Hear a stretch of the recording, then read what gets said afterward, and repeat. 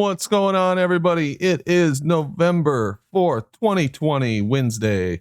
I'm Brandon Toy, host of the Ranty with Brandon show.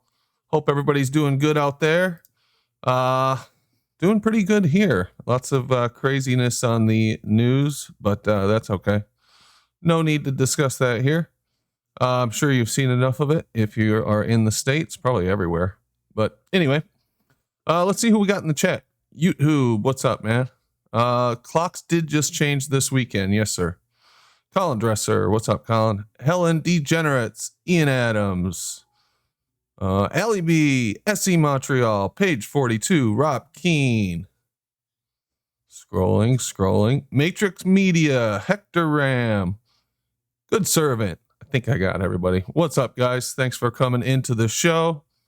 We've got quite a few people again in the Discord to start off the show with, and I see lots of green lights, so I think we're going to walk into something.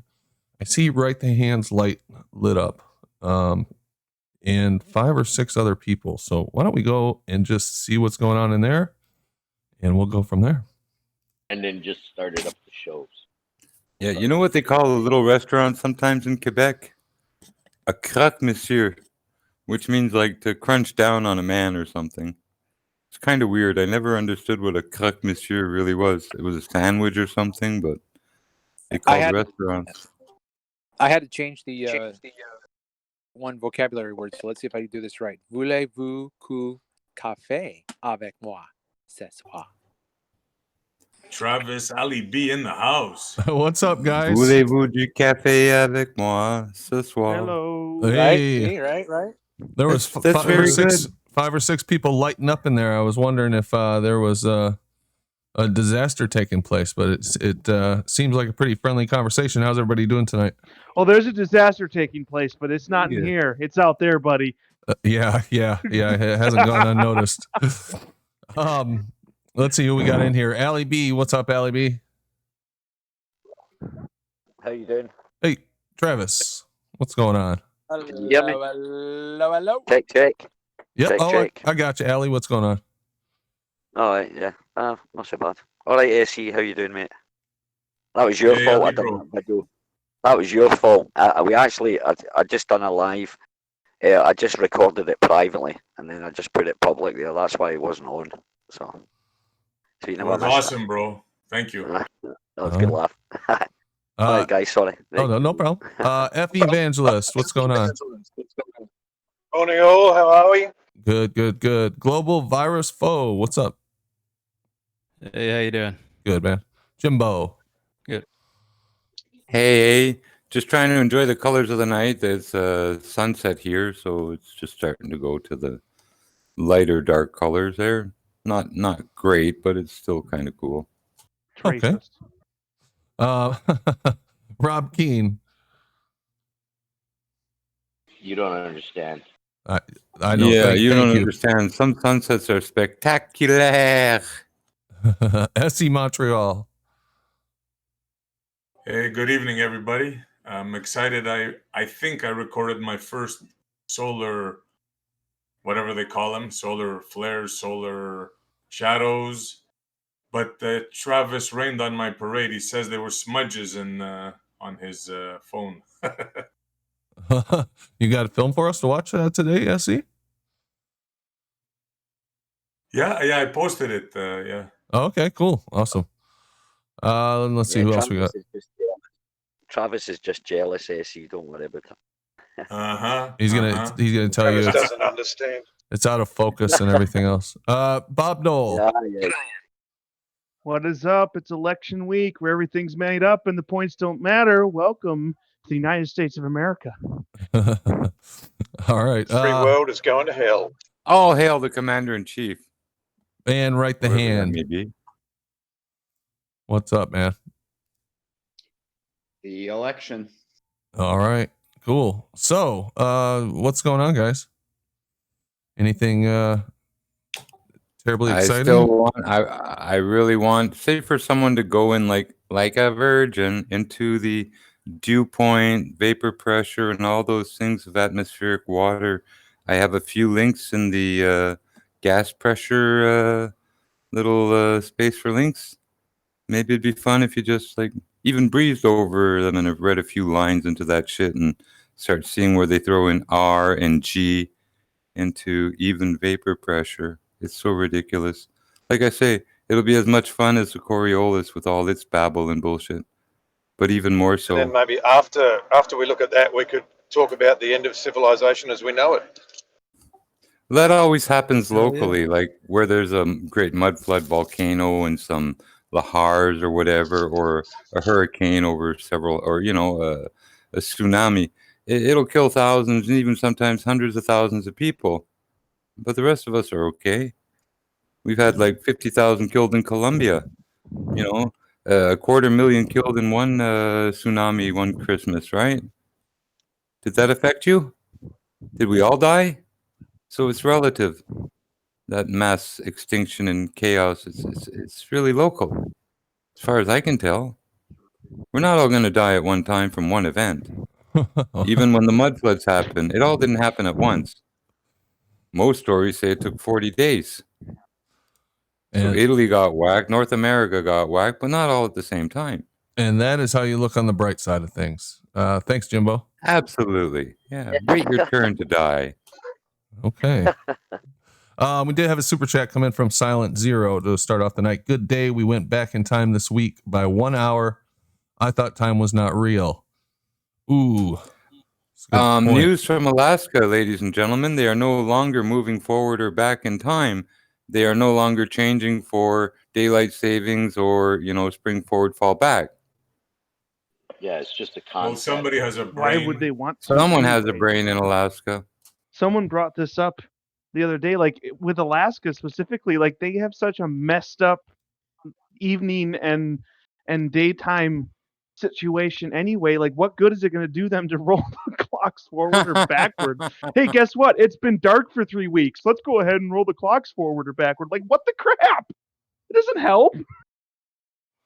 Yeah, you know what they tell us up here in Michigan is that it has something to do with the farmers and giving them more time for the kids to get out of school. Some crap. I can't remember what it was. Well, they need more time. Yeah, because farmers aren't used to getting up early, because are they? farmers don't know how to manage their time. Right. Yeah, exactly, Travis. They've all been stumbling around basically blind for the last 2,000 years. Half an hour and right? Those lazy farmers, those they just want to stay in bed all day. Kept. Whoa. It's not as if someone has a whole book, a collection of data that's been collected over the years that helps them predict how and when to do their farming. It's not like that actually exists. I mean, come on. Yeah, exactly. No, honestly, a lot of the farming was done on the belly of a turtle shell. Huh? For the months, days, weeks. Yeah, apparently all the math is there for the lunar calendar on a turtle's belly. So, go figure. They're very accurate. All right, I'm going to risk asking. What do you mean on a turtle's belly? You know how there are little plates, different segments? Yeah. On the bottom side of a turtle? Yep. Well, if you look at a turtle belly calendar, turtle calendar, you'll see, and it shows you how the months are counted on those rings, how the weeks are counted. There's 52, etc. And they calculate things. Actually, on very that cool. Yeah, you should look it up. Like if you've never seen it, it's like the lunar calendar. It's 13 28-day months, or 13 28-day months with 1 day for New Year's. And the full moon is always on the same day. The waxing and waning are always on the same day. No fuss, no muss. It's the real calendar. It's another marvel of evolution. Yeah, we should have a 13-month year. End of story. Shut up, Effie. The rest is bullshit. So, like I say, we all learn in bits and pieces there. Your turtle shell for farming there, the belly, and a lot of, anyway, check it out. It's very, very accurate. It doesn't fail. If it failed, people wouldn't use it. Is this like the rings of a tree, like figuring out how many Not years? exactly. Or? The exact number of Pop we have one a up and citation? Check it out, Brandon. It's very We're, cool. we're talking about it. Why not Google it with everyone and share the screen and take a look at the turtle while we're talking Yeah, I about it? googled it. Well, and I'm already I Googling seem it. to have located a picture. Well, share it, man. Oh, There's chill the more than fuck one. out, Keep it all to Jimbo. yourself. Google it. Jeez. For God's sake. Who's Yeah, someone come on, Googling Brandon, it? get your shit together, Brandon. Come on. Just Google the damn thing, Brandon. God, you're trying to act like Holy you run the cow. place. There you Yeah. go. Is there a show going on here? But Yeah, at the I same think so. time, Something like There's that. something going on. You're getting a bit Yeah, of something's kickback. going on. End of Yeah. civilization. That's what's going on. All right. So I got Google up. Turtle Jimbo. power. I can't see anything. I'm Whose sharing. race is it Open your eyes, anyway? Jimbo. Is it not working again? Oh man. I'm just getting a spinning circle. What is up with that? Loads of square dancing going on. I don't know why it keeps doing that to me. I'll try to visualize what you're broadcasting right now. I'll close my eyes. All right, it's Google, Deep meditation. and I typed in counting Cricket time noise. on a turtle shell. There, now it's live. Yeah. All right, There we go. Coats. Go to images might help, images. Okay, just for starters. okay. And find one that breaks down the calendar. Scroll down around, you'll see one that The lunar calendar's on a turtle back. There's one. Right one on there. the right there. Yep. All right. What am I looking at There's here? a better one slightly below there too, with more detail on the outer edge. Which one? This one with the head and the arms and stuff? Yeah, that one. Okay. What tell us you're not impressed with this, Brandon? Well, I'm just trying to figure out what I'm looking at here. So these are the months, obviously. Yeah. Yeah, No? but can we see that with an actual turtle, not a drawing? Yeah, an actual turtle shell. Yes, absolutely. Well, now you were getting demanding here. You want me to find an actual turtle's belly with the diagram on Yeah, it? this is. Yeah, this they is have why to. I'm flattered, Absolutely. because I Okay. want answers. Is All this right. possibly the Conjecture. reason? Is this possibly the reason why they put the Earth on top of the turtle shell, because it's the basis for Damn it, 13 months Travis! the calendar? cycle. Oh. Huh. Could be related. Maybe it was a metaphor I'm or gonna get something rid the of- whole time. I'm And getting rid they of keep- Microsoft Outlook and I'm going to buy a turtle. Google censors stuff too, and even turtle shell information. And it doesn't matter what you look for it once, you'll find it, and then if there's interest in it and they figure it might be touchy, they get rid of it. You know, they make it hard to find. Whatever. I don't know. They push it back on page 200 in the results. No, I saw that on InfoWars, how they're censoring turtle shell information across the Yeah. major platforms. Alex Jones is real pissed about that too. All right. So anyway, this looks interesting. I'll have to look into this a little bit more, but sounds like you can do something on a turtle. You can calculate Definitely each month and interesting. day of the year and calculate your planting, your crops, your fishing, your migrations, anything you want. Oh, Calendar. so they're like little walking calendars. Yeah, you and just put them on a leash and bring your calendar with you. Put a little pin in the middle. You almost got a sundial there. You could do that too. Yeah. Yeah, a combination turtle. Maybe put a little tiny table on its back. You can Yeah, a set your utility lemonade table, a down. utility turtle. Yep, there you go. All right. Well, that's turtles, folks. That's what you get when you come to this show. Hard hitting stuff. But that's in the old day they did that, you know, it's old technology, if you will. Simple, down to earth. And the math adds up. So You think that they it's were like going they around? say, Oh, you can shit, predict the sun and moon. You can predict the days of a month of a year with a turtle belly. Who's predicting what with, you know, their Okay. telescope? When's it going to be a full moon? I don't fucking know. Go find a turtle. at half past the turtle's freckle between the nose and the right eye. If you want to use it as a calendar, just make sure you don't use a permanent marker because you'll run out of room. Okay. Yeah, right. Can't put all the birthdays on there. That's for sure. Exactly. Yeah, that would make you have to stain over old paint. Then you have to get multiple turtles. And they don't like heat guns. All right. Let's see what else we got going on here. Let me see. That was a good show last night. What do you guys think about that, Bev's presentation? I like water levels, and they work over great distances as well as short distances. You can literally level anything anywhere with the water level. I mean, really, 100 yards or 1,000 yards, it don't matter. I like water levels, and like I say, I know something about, vinyl tubing and stuff, costs and ease of use, ease of assembly, with no rigid pipe, it's easy to lay down. It conforms a bit to wherever you're laying it, This vinyl tube stuff, 1,000 foot a roll, 6 rolls, you got your mile. It's easy to cut into and put your indicators, your levels. You can put as many as you want. Just add new fittings each.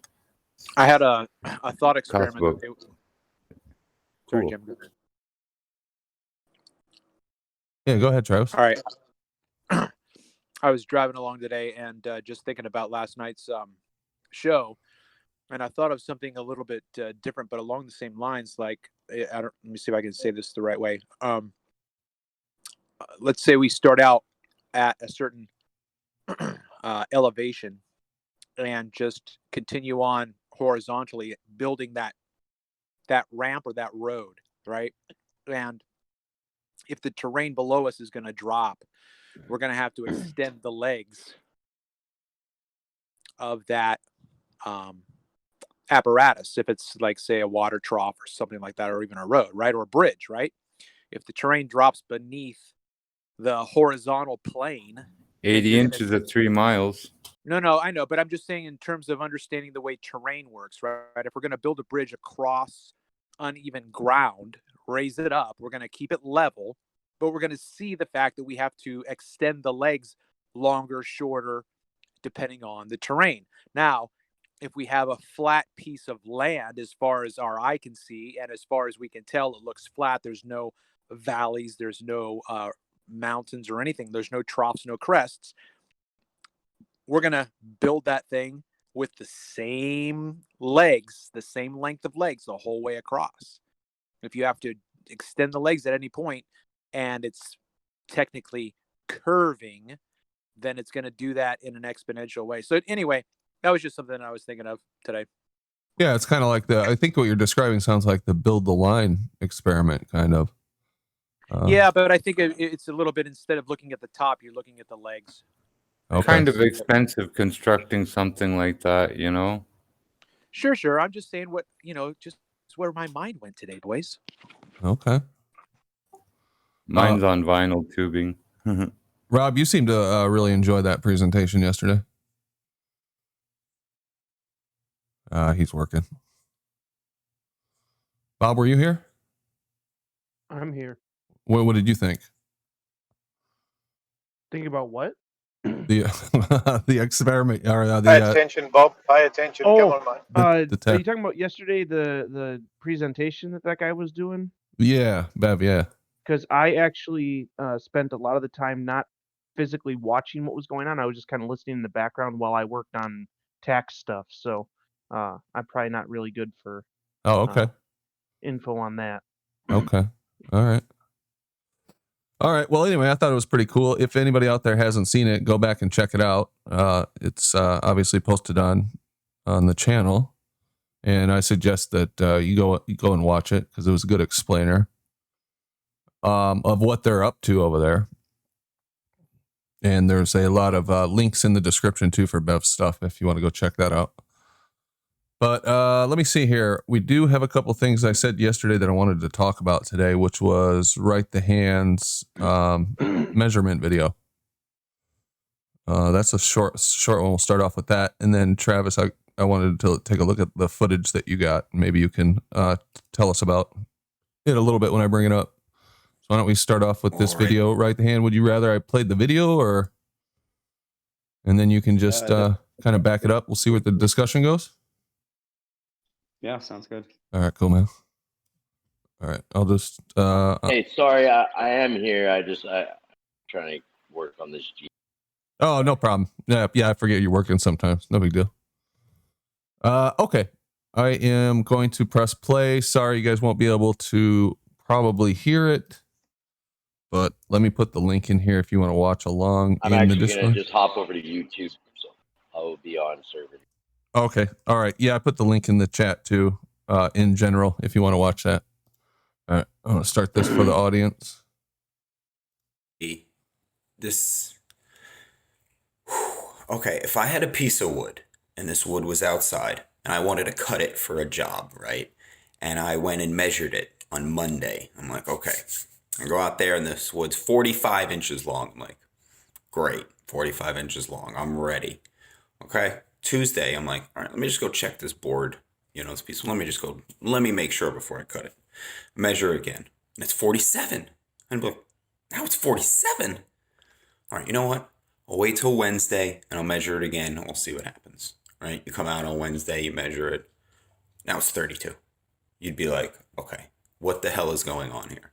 Now you would tell your friend and he'd be like, how the fuck are you measuring this damn thing? And you'd be like, well, I put it really far over there and I look at it, right? 'Cause when they talk about refraction in any capacity, that's what you're doing.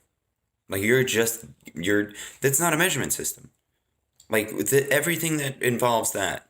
So whenever they're like, this is why, man, you cannot even argue. It's pointless to argue this entire thing. How far away is that building? It's 1,000 feet. Okay. So now what? What are you going to look at? It's sinking. What does that mean? It means nothing. I just heard Witsit and all these people just arguing over measurements of oh, well, yeah, you taking the mean when you're dropping in and all this stuff. And I'm just like, wow, bro, you're just going around in a circle. So if you're taking a measurement, and it changes on a daily basis, you're not taking a measurement. So why are you arguing with them about a measurement that's not a measurement? When they say they measured the curve, but it changes every day, you didn't measure the curve. You didn't measure anything. No measurement in the history of measurements changed on a daily basis. Why is it changing? Well, hey, look, man, if you want to have a religious belief on why something is changing, that's up to you. All I know, if Bev has his level, right? Bev, that's his thing. Level is horizontal. I'll tell you what my damn thing is. Measurements are standardized units. And once you start de-standardizing units, you do not have a measurement anymore, because a measurement relies solely on the fact that you have a standardized unit and that unit does not change. And once it starts changing, well, then you don't have a measurement anymore. You just have speculation. Well, we can take the average. No. Bro, if I built a house and I measured something 5 times and got a different result every time and then just averaged it out, what the F do you think this house would look like? Bro, so don't give me, you're pandering to their own religious beliefs, and then you cater when you argue over it. You're arguing over non-measurement. So that should be the argument. What I just said should be like, oh, but that's not a measurement then. So you're just looking, but refraction. So refraction removes the ability to measure the Earth visually. That's the argument then. Okay, so then we have to use planar surveying. We can't use anything visual. So we have to use tools like water levels and stuff. Bev, it's on you now. So yeah, but I guarantee it. People will see this, or I'll even tell other earthers flat earthers about this argument, and they won't do it. They'll go right back to debating how refraction and the perspective, instead of just going, well, then it's not a measurement. So you didn't measure the Earth, so you can't tell me empirically.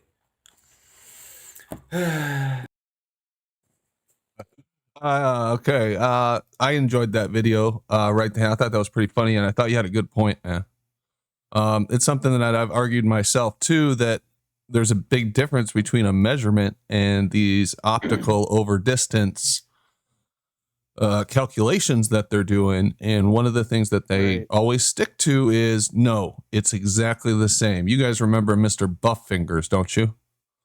That's one thing. Mr. Buffingers. That's one thing I would always argue with him about was, or have had argued with him about, is whether optical is the same as physical. And he thinks that looking at a house through a telescope and calculating, how far away the house is And taking a ruler, a physical ruler from where you're standing to the house is exactly the same. There's no difference. There's no difference worth talking about there.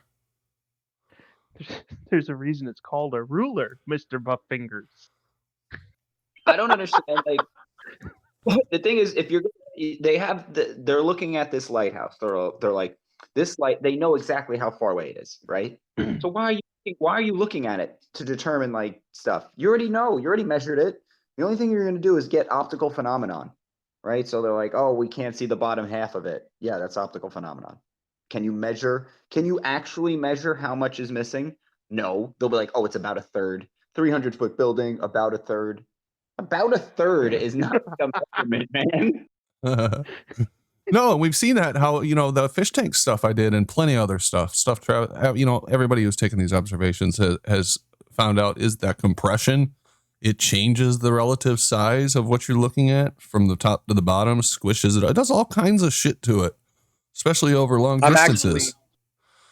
I actually was going over some footage yesterday and today, started making a new video that I'm going to put out. And when I went out with Joe Mama on his boat on the Channel Islands, we were about a mile away from Anacapa with the lighthouse and the 40-foot arch. And so I took a picture from a mile away to use as a control.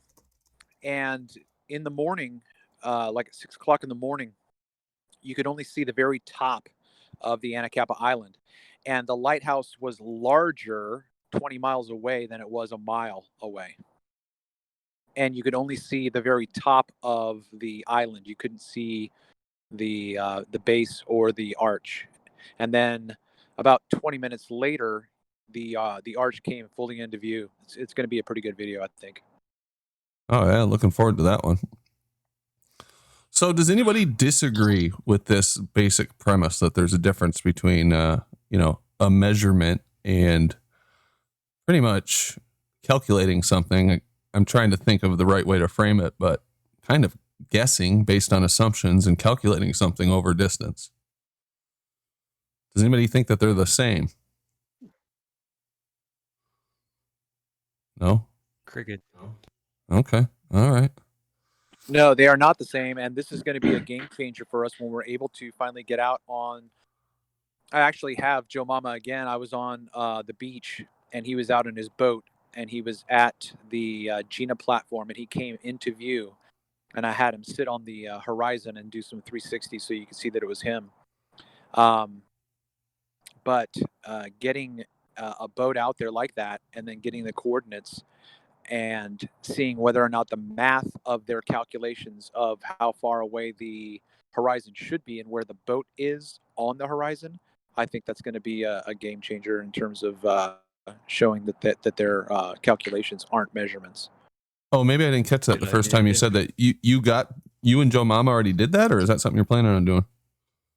We did it, but he was driving the boat, so he wasn't able to get the coordinates as carefully as we could have.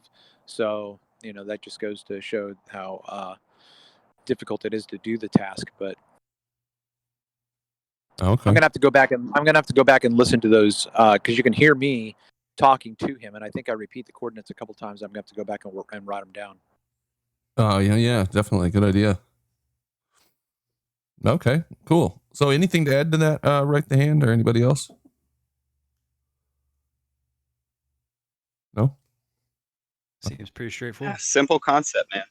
Yeah. Okay. Yep. Cool. Yeah, there's a lot of people complaining in chat. But I guess nobody wants to come in here and make their voice heard. I mean, they're just going crazy. Yeah, I'm pretty sure they don't actually have a good point to make. They just are not happy with him not accepting their way of looking at things. I think That seems to so. be from the two people that I was reading the comments, acting like, well, just denying it isn't an argument and not actually progressing, blah blah blah. It's like all he's doing is establishing something that simply is the case. He's not. There's no like extra interpretation required here. You looking at an object in the distance is not the same as you measuring the object in the distance. That's just establishing what is. That it has nothing to do with non-belief or like denial of science or anything like that. Like it's just that's the way it is. That's not a measurement. Just because you looked at something at distance does not mean you measured it. Yeah, I think it's just based on logic. If the way you're measuring something changes, your measurement changes, and it can change drastically, it's not really a measurement. It's pretty simple. All right. You can't argue these things. It's like saying open is open and closed is closed, right? And Either actually, you're stationary or you're moving, right? You Yeah. can't argue these things. imagine if somebody attempted to do that in the market where they have the scales, okay, and 5 people brought what was supposed to be the exact same amount for their doing their interaction, their business. And this guy's scale was off by, orders of magnitude each time he weighed what was supposed to be a same or similar item. Would they accept that guy as a trustworthy businessman? Would they accept his scale as something that's legitimate or that is actually measuring like it's claimed to? No, they wouldn't do that. They would say he's a liar, he's a fraud, he's a cheat, he's not someone you should do business with. His scales are not true. They're not actually measuring. Yep. Like the pyramids. Do you think they guessed when they took that angle for the pyramid? Was that a guess? How long those? No, that was dead on measurements. Oh, for sure. And I bet it was all based on Euclidean geometry too. Oh, I bet the farm on that. I bet you they had no doubt about what that thing was going to look like when they got finished with it. They knew where every piece was going to be. Any curved lines in that pyramid? Not that I'm aware of. I don't think so.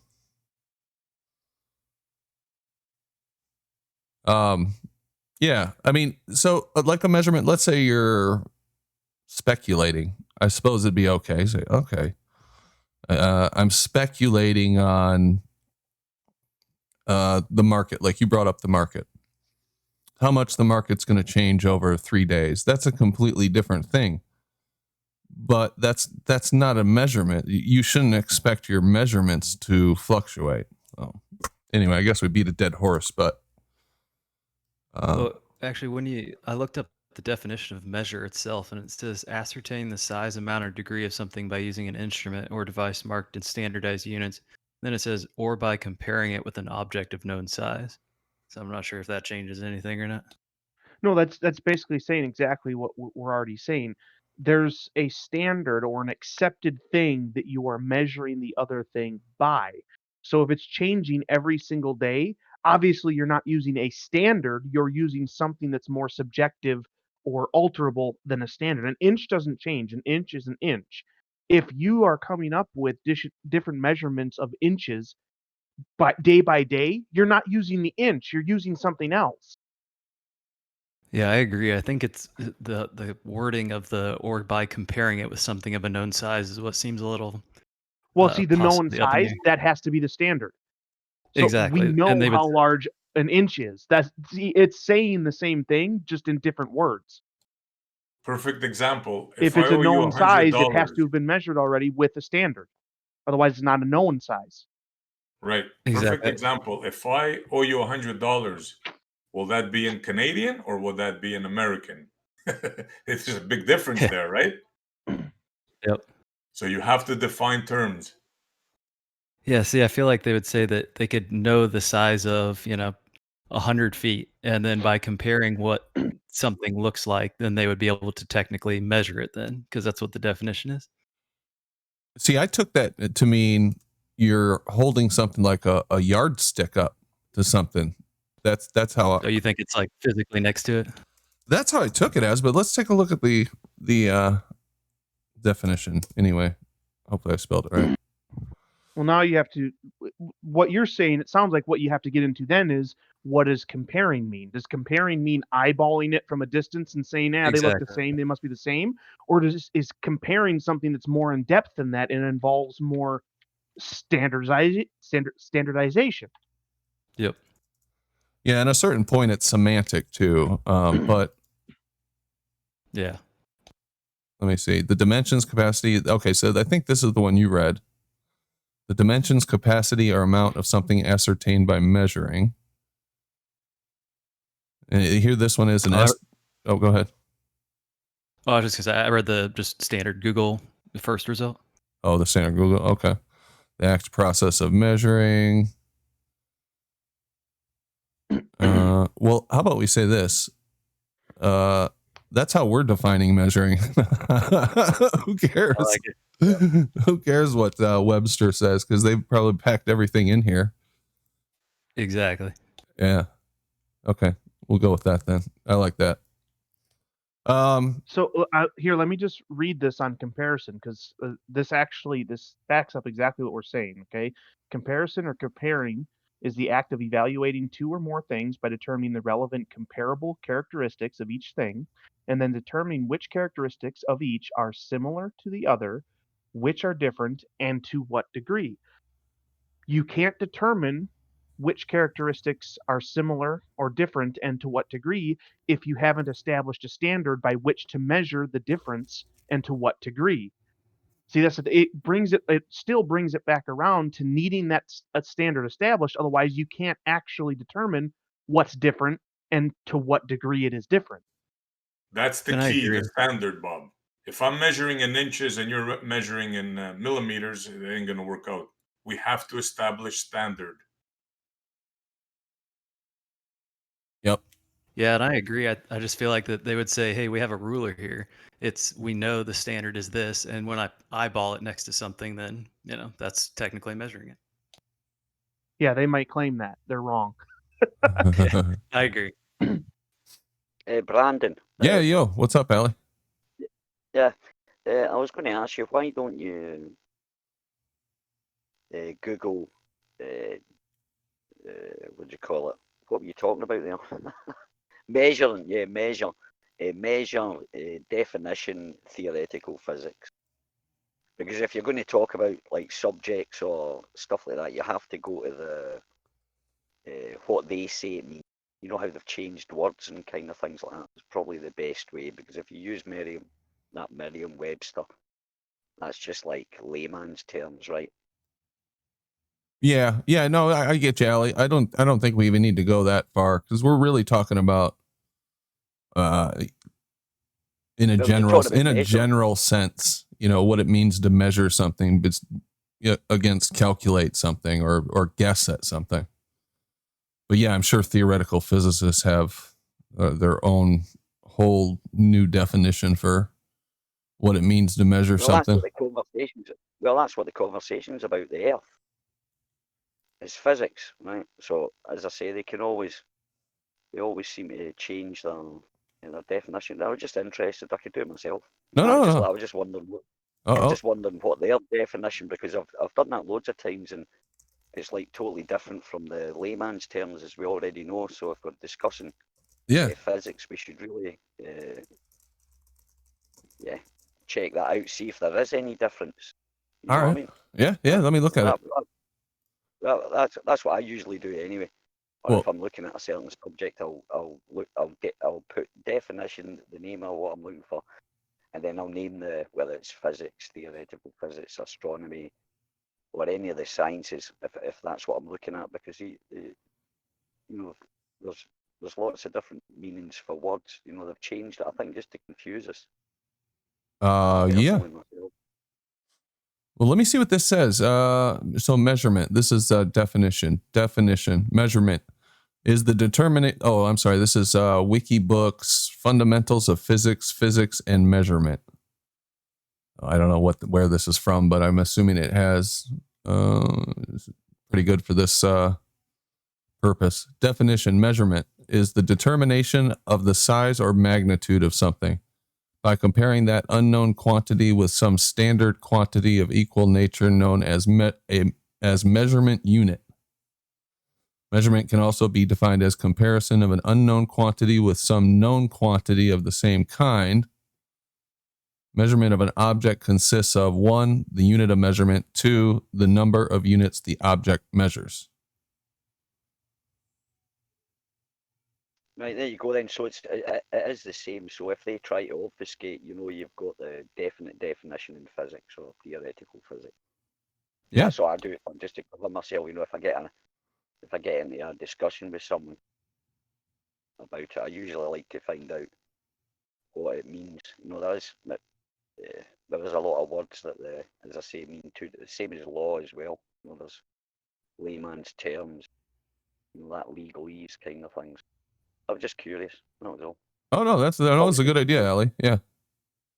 It's always good to know, find out their so-called definition, because they seem to make them up as they go along. I think. Agreed. For sure. That was it. Thanks for doing that, Brandon. Yeah, no problem. Oh, by the way, I wanted to say it was really refreshing to see you kicking the rumpus and that Jen Panda last night. Nobody usually does that. They usually keep them on there, for the drama kind of thing. But I thought you done absolutely right. I thought you took control brilliantly. It was good. You didn't give them a chance to. They might behave themselves next time, perhaps. But they'll be moaning about it, Oh yeah. No, there's already moaning about it. They're calling us an echo chamber and blah blah blah blah blah.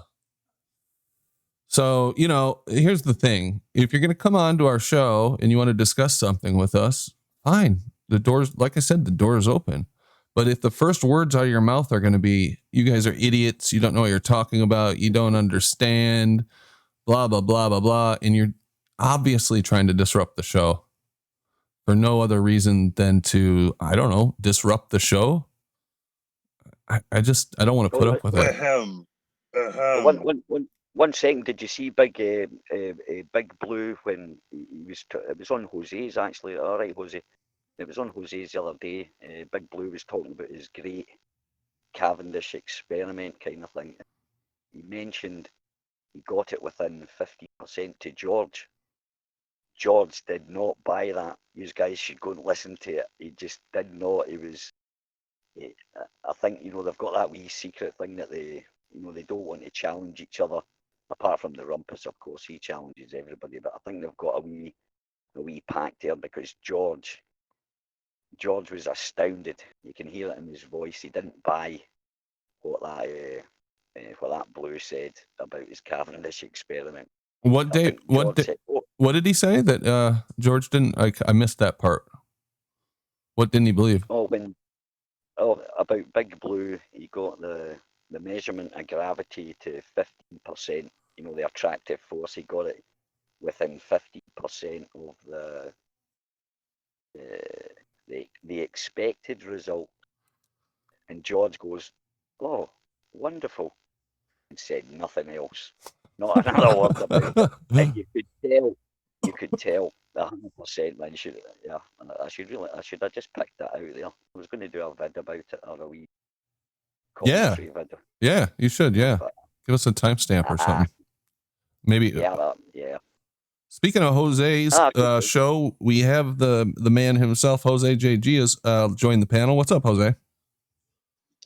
What's up? I was in the screen and I saw an image and I said, let me join because I changed from 144p quality to 720 and I still saw this smudge. So I wanted to see if this smudge will be more clear, but it's still a smudge in the screen. I want to look at it and listen to it. Are you talking about the image that's on the Discord screen right now, or are you talking about? Yes. Oh, yes. Yeah. It's just paused. Smudge in the screen. It's paused in a strange place. Yep.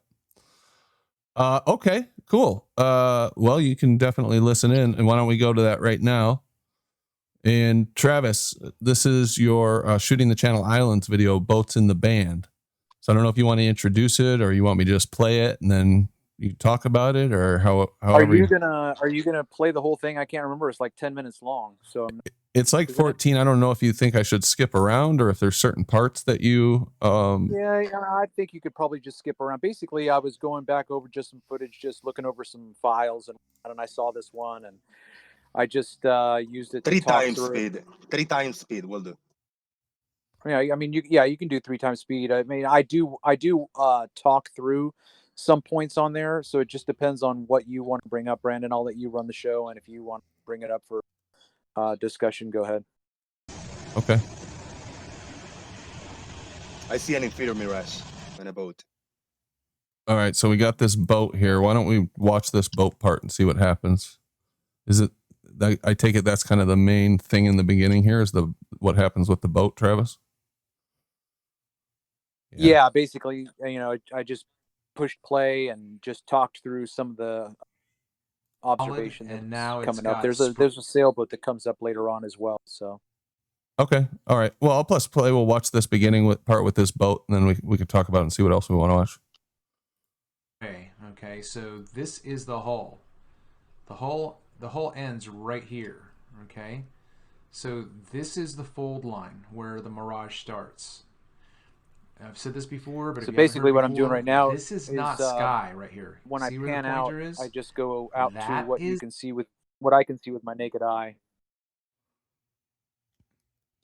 All right, so this is completely panned out, is what you're saying right here. When I zoom out, when the boat gets smaller, I stop at a certain point, and then I say that that's what I can see with my naked eye. Okay. Oh, gotcha. Okay. I don't know if it's just you. I don't see the screen moving. And it says then click down to exit here, full you've screen. got Like it's not sharing on my head. Yeah, that's what I see. I have the same thing. Oh, you guys don't see it in the Discord? Hold on. No. Wonder why. Let me try it again. Sorry, guys. I'll just stop and share it again. See if you guys get it. This thing hasn't been working too good lately. Let me know if you see it.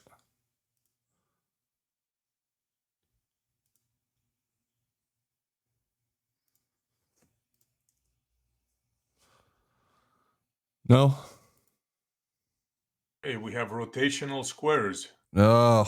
Yeah, it's loading. Is that an orbit? All right, I'm going to have to play it from the smaller picture. All right, you guys should see it now. Oh, we got it. Yeah. All right. Here we go. Let's stop and share it again.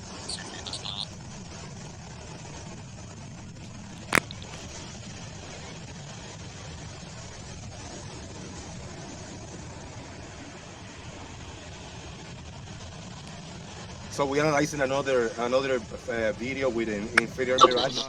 Although we don't know what is an inferior mirage is yet. Yeah, that's exactly what we're doing. Yep. Okay, so right now what I'm going to do is demonstrate what a lot of people try to highlight and accentuate. And you guys can't hear it in the Discord, but Travis is talking. When they zoom out. If you zoom all the way out with your P900, you can't see the Yeah, when I watch it on Discord on my phone, let's think about I get this a right now. lot of roboting and lag, so I'm watching it on YouTube right now. Okay. First of all, this boat is on it's beyond the horizon, ultimately, but we see the horizon right here. Okay, so let me do this again. Okay, so we've got a sailboat right here. Okay. I mean, a lot of this is Everything stuff that we've already seen with above this Ranty, with Wide Awake, and others that have done these boat observations. One thing that I want to, if you want to push pause when it's zoomed out, I'm on YouTube right now. So when the boat, just push pause. So the one thing that I point out in the video when we're zoomed in on the boat, but I'll mention it right here, is the boat, as Jose pointed out, the boat has an inferior mirage at the and what we need to understand is that everything to the left and the right of the boat that looks like sky at that same degree of angle on the observation, when you move away from the boat to the left or the right and you think that you're looking at sky, you're not. That's an inferior mirage. So when we're like, if that boat wasn't there on the horizon, you would think that you're looking at the sky meeting the water, but there is a degree of angle that the band is producing an inferior mirage. So it's not the sky at all. It's a mirage of the sky, and then what's behind the mirage is physical water. Okay, so let me see if I understand what you're saying. This white part, or gray, I guess, behind the boat is a mirage, but part of this right above the hard line where the water is actually water. And the horizon is somewhere in this mess right here, right? Or did I just right? Yeah, if you look at, say, the width of the finger that's pointing at the boat right now, that finger is a little bit larger than the inferior mirage width is, but basically that shows you how large the inferior mirage is. And just like my finger is blocking the sky, mirage is actually blocking what's behind it, which would include sky behind it as well as water going into the distance. Where? How do you determine where the horizon actually will be? Well, you have to collaborate what you understand is happening in the inferior mirage with what you do see.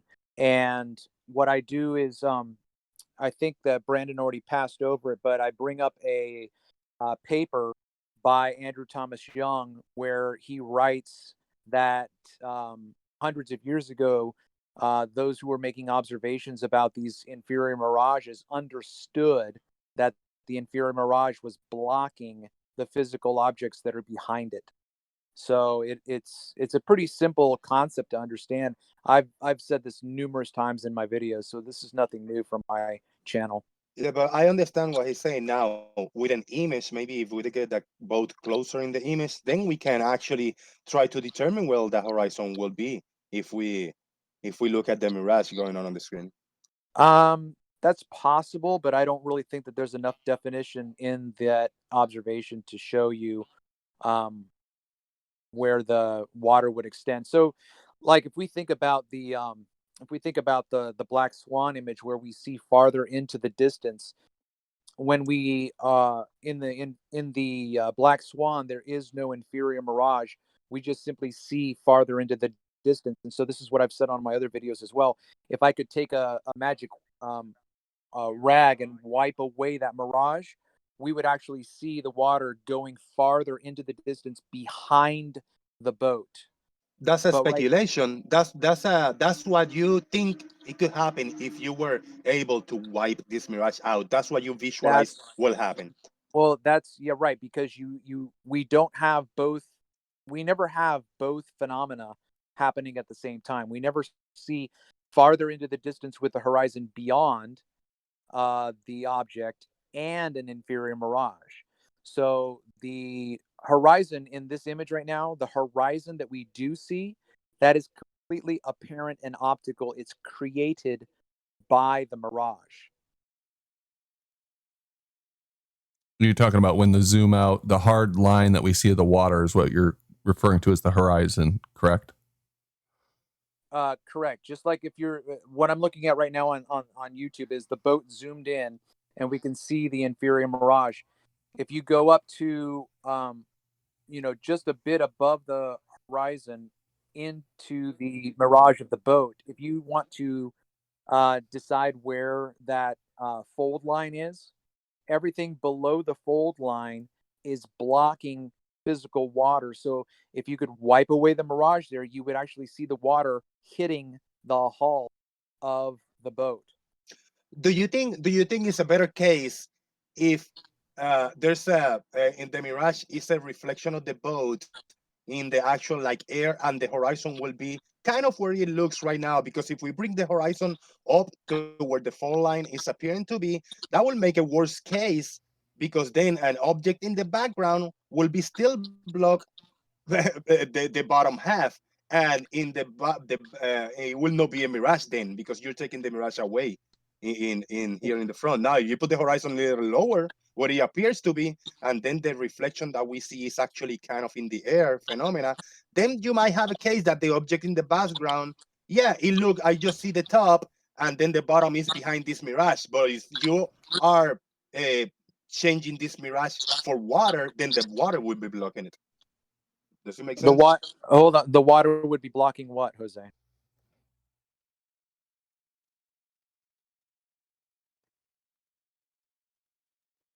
Did you hear me, Jose? Yeah, sorry, I thought I unmuted. Yeah, I hear you. So if you got an object behind this boat popping up, a tall building, and it's missing half Well, of the let me building. stop you. Let me stop you real quick. Brandon, slide the scale, slide the video up until you can find that sailboat sail, because that sail is beyond the boat that we do see. So then we can look at what Jose is trying to talk about. Good. We do have something that's beyond the boat. Yeah, I think it's right here where you got the finger over there to the side. Yeah.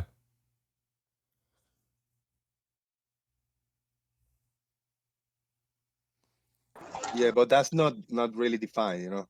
Still.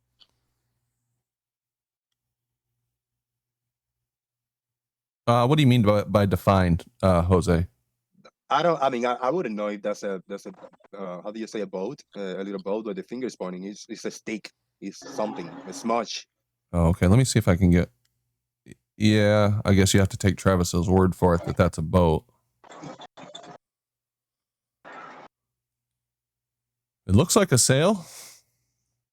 It does look like a sail, but still, it doesn't have definition. So, even though, yeah, that's good, because then if we throw the horizon line a little above where it appears to be, so if we follow the horizon line a little above where the mirage is happening in the big boat, then it will be blocking more of this sailboat. You know, it's a worst case for you. That's what I mean. Well, I wouldn't consider it a worst case, but.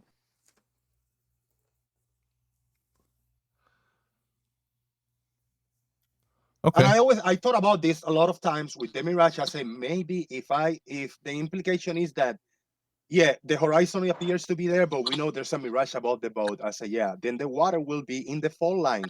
But when I put the water above the visible horizon, it makes it worse for the case of then more will be disappearing from the bottom up on the objects in the background instead of the foreground. So I say, yeah, maybe, I don't know, it's some kind of a phenomena that makes a mirror in the actual air appears to be, and people think it's water, but it's actually the horizon is where it appears to be. Therefore, the object in the background is just hidden by this fictitious kind of phenomena going on that is not water, it's just in the air happening. It's not fictitious. It's not fictitious, Jose. Not fictitious, observable, optical. Optical, yeah.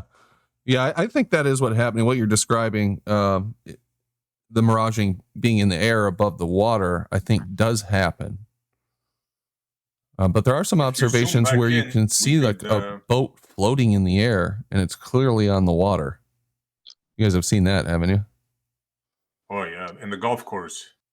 Yep. Looming, they call it.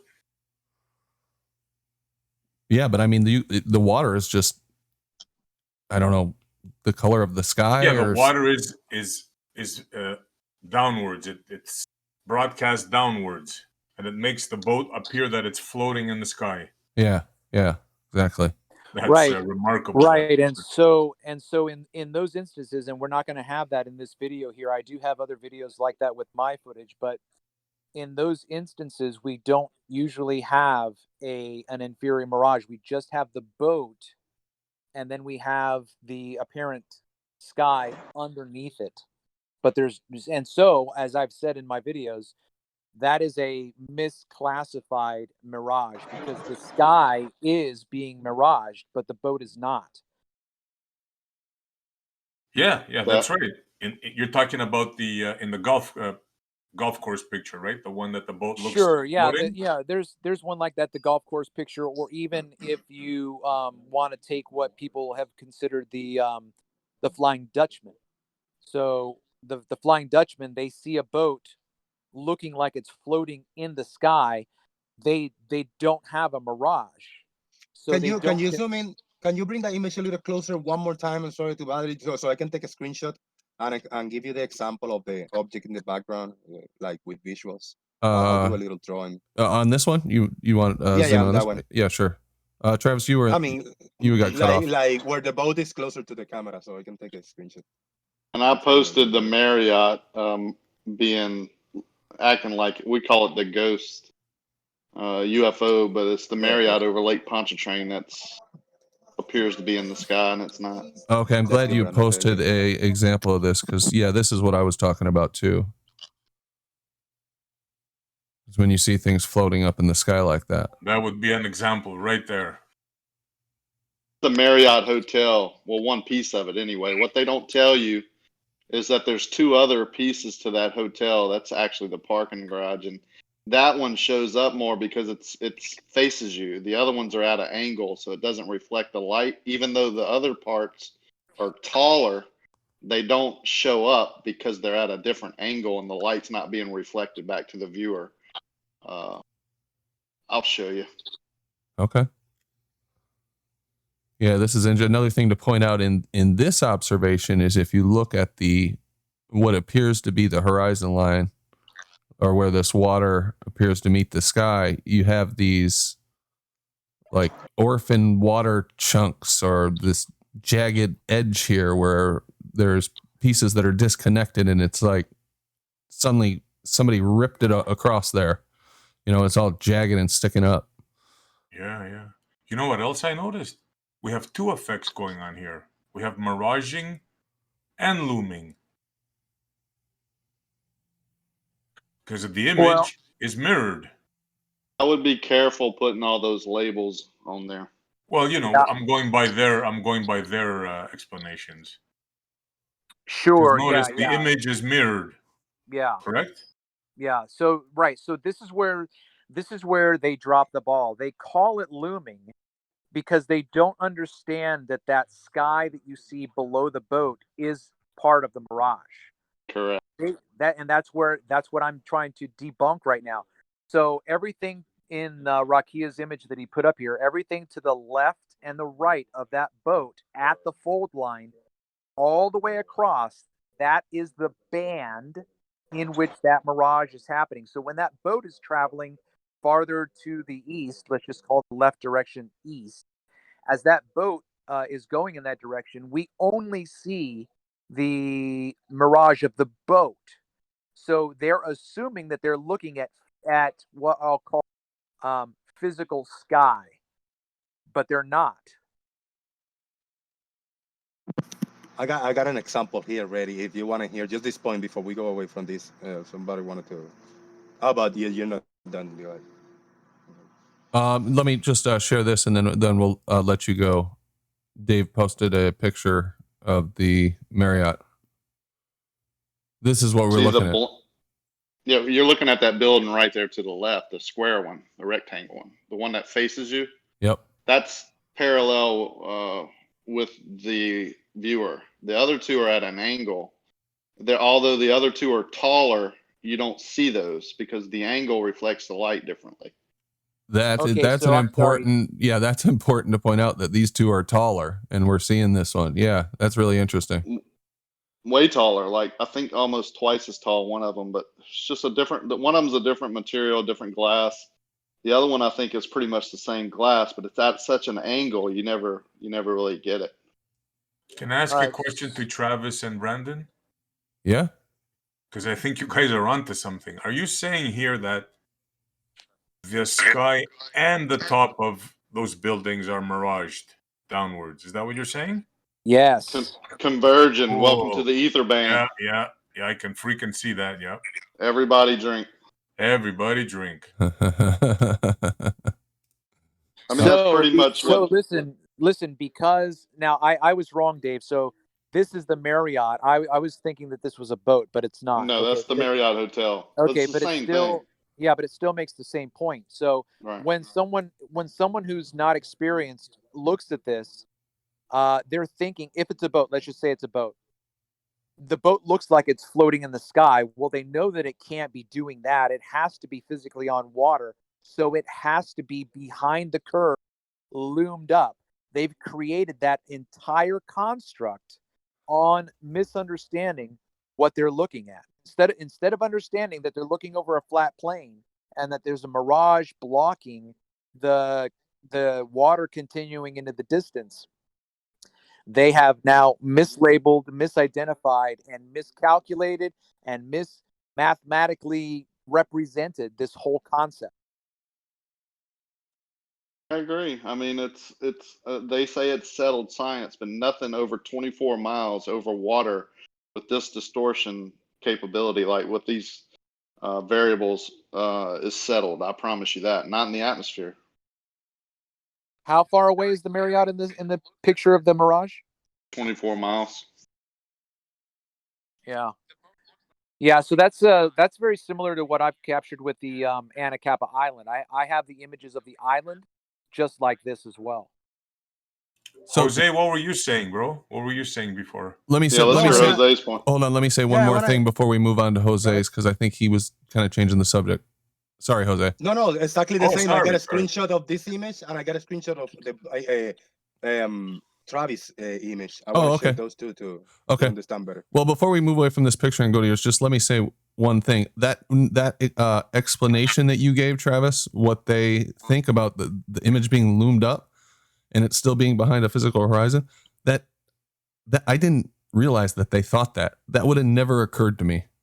I would have never figured that out on my own. Well, shout out to Jose JG, because last year he's the one who brought up the Georgia State University documents on this very thing. And so when I went and looked at that after his show aired, I went back and watched his show again and looked over their footage. That's where it clicked for me. Refraction. Everything that I just explained to you, you can understand when you look at their images and show you, because what they do is they show you an orthographic view of the curvature where the boat is behind the curve, and then they raise it up so that it can be seen. And I just was like, this is exactly what they're doing. This is Brandon. amazing. Can I say one final thing on this, please, guys? Because wow, you're inspiring me here. Go for it. So, Ashley. Travis, what you're saying here is the whole line on top is refracted downwards.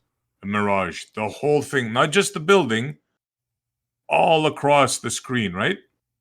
Okay, so To I don't appear know. to make it look floating, because you notice the water has disappeared also along, right? Right. Okay, so listen. So if maybe when Jose's doing his presentation and Brandon can multitask, if Brandon wants to either take Rakia's Marriott or my boat and put a line all the way across the image at the fold line, that will give you the idea of everything below that line from left to right. Oh, I across. got you. It's a little bit above midway of the building. See how the Yep. and it's not the Amazing, middle. It's a little above the middle. You can actually see a crease right there almost. I think of it as a V, where yeah, you see the V. exactly. That's where the middle is. Yeah, pretty much right there. And Well- the bottom part is being like it's spread out more. That top portion is wider at the bottom. It's just being reflected off the water, I would assume, off the atmosphere. Can you guys see that?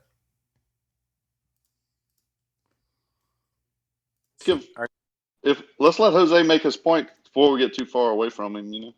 Yeah, go ahead, Jose. Yeah, I'm gonna share really quick. I got two paint images is what I want to share. Okay. I guess share my screen. Can I share? What can I share? The full desktop or what? Oh, I got it open. Let me open Paint. It will give me the option to share, right? I'm on it. There you go. Untitled Paint 3D. Go live. All right. So we got Travis's image right here. Travis's image right here, and this is roughly where the horizon in the picture looks somewhere around here. So you are saying that the horizon physically will be somewhere around maybe here where the fault line appeared to be. I can see that this black thing kind of folds in itself. So I can kind of put it somewhere around here. Yeah. Maybe a little higher, a tiny bit. Right. And if you could actually in another image put a different color of water higher up to the left and the right of the boat to show you that the water is going beyond. Because right now, because in the black swan conditions, or what's typically called looming, you will see the horizon beyond the boat. So since we're creating this discussion, that would be something that I would add to this. Yeah. Yeah. Yep. Yep. Yep. Yep. Something like that. Yep. Let's say somewhere like that. So if behind, so this will be from your perspective, the actual water, physical water will be here and the boat's just sitting on it. And then Right. as it goes away, the water, just kind of goes up, because I seen that on my images. They got different fault lines. The further away the object is, it's a little bit higher, the fault line. So I give you that. But then listen to this. Let's say this is a building twice or three times further away than the boat. These little blocks over here. That means that then the water will be blocking a lot more of the building, physical water, actually is. Because if we go back here, there's more of the building visible. The more that you add up, the more that you think the horizon, the actual physical water is, the more building will be hidden behind it. So what phenomena is happening with this building that appear to get blocked and blocked You're and blocked the further away it is? yeah, I would say that because I think that this example is going to break down to a certain extent because it's going to mix different phenomena. So we don't have let me see if how I can say this. When we have the black swan and we see the horizon beyond the platform, there's no inferior mirage. So you're not going to get that kind of blockage that way. I changed the image. Do you see the change of the image I did? No. Or you see the Yeah, same one? with the pink now. No, with a big blue block. Let me share anyone. Share your screen. Change windows. It's a I think new this one. This one is Rakia screenshot. So Rakia, this is the building that you posted, right? So this is where we see the horizon in the picture, where this hard line is, and you say that the actual physical, if we want to throw kind of a ball park, will be somewhere around over here, will be the actual horizon. Well, that would be the that would be the water line again. The water line. Yeah, but I would say that if the conditions were better, you would probably see the land that is next to the Marriott. So So the water will go. Then the water line will be a lot lower. If we gotta clear this. it depends. Yeah, it depends on the conditions. Now, again, if it's what I call proximate looming, then the water in front of the object is optically raised up as an obstruction. So it's going to be this really, really abstract thing to think through.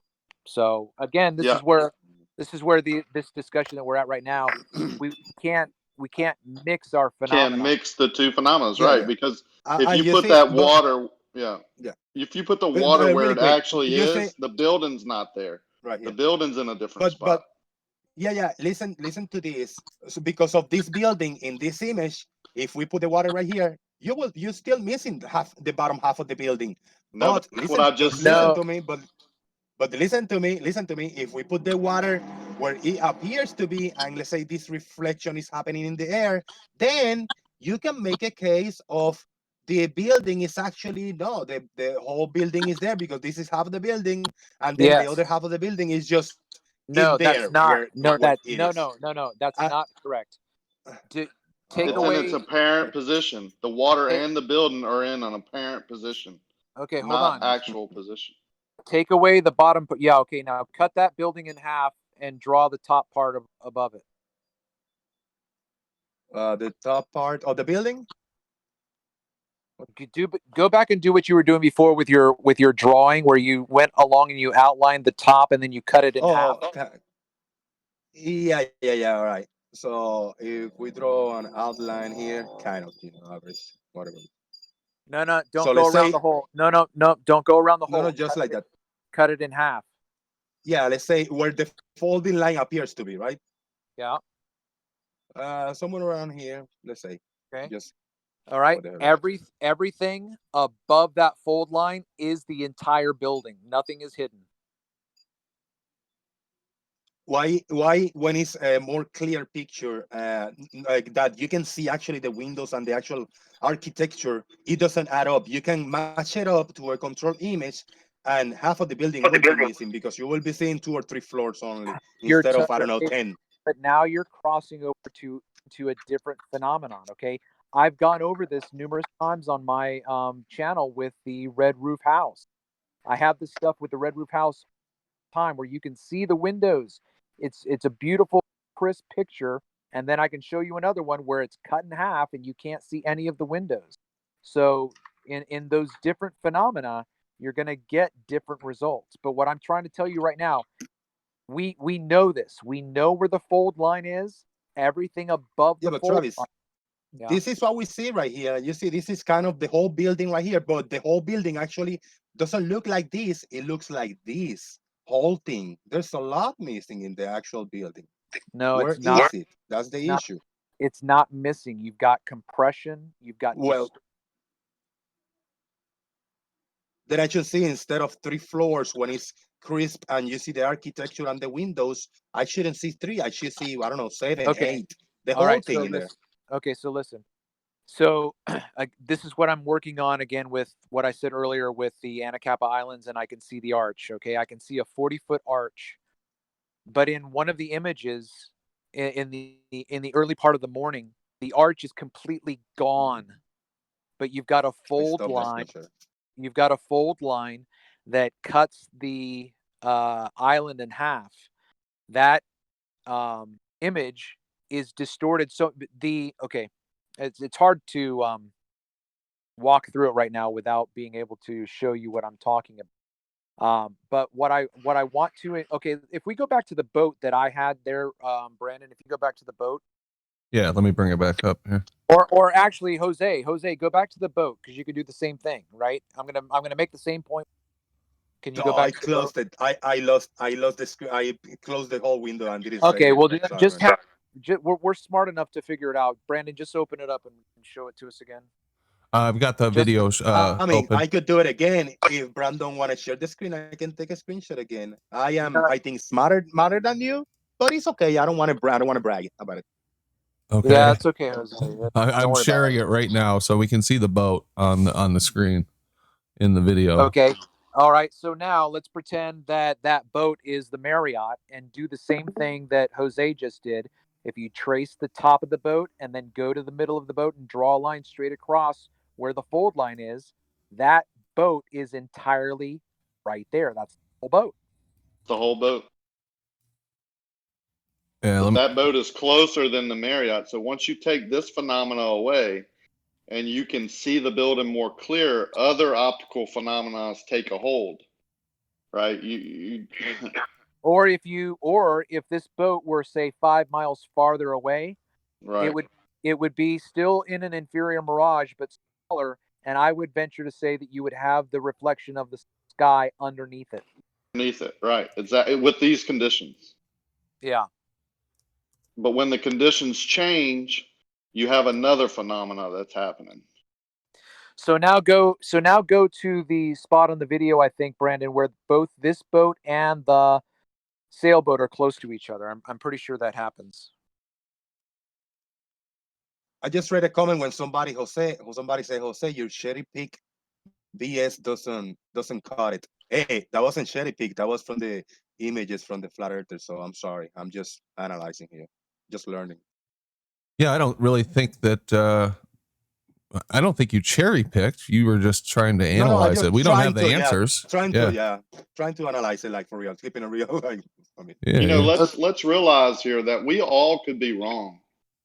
Jose, me, Brandon, everyone could be wrong, but what we're trying to do is figure out, what makes the most sense, and everyone here has done a lot of observations, so we can put everything together, and talk it out. But Brandon, can you go to a spot where both the boats are in frame? Yeah, I've got it on screen right now. I took a screenshot of it. Sorry, I had it magnified. Okay, so now let's pretend that motorboat is not there, and all we have is this mast, right? Most people, when they see this, think that they're seeing the entire physical mast. Well, where's the hull? Where the hull is the hull? Well, obviously it's behind the curve. No, it's not. You have, just like you've cut this boat in half to the right, that sail is, you have to cut that in half, and that's where the fold line is. Now, that sailboat is farther away, and the hull of the sailboat is smaller than the yacht, so it's going to disappear faster in the Mirage. Now, the problem with this, at least at this point in this video, is we don't have a very good inferior Mirage in terms of a as he pointed out, a caret, right? A right caret or a left caret, the greater than or less than sign. But in my other videos that I've put out, I've got sailboats where you can see the Mirage going into itself and then going back out, so that you have that obvious optical demonstration that you're looking at a Mirage. And so what we have to understand is that the hull of the sailboat is right there in the middle of that Mirage. The reason why you can't see it is because it's farther away. But you can see the sail because the sail is higher. The angle of view on that sail is above the phenomenon.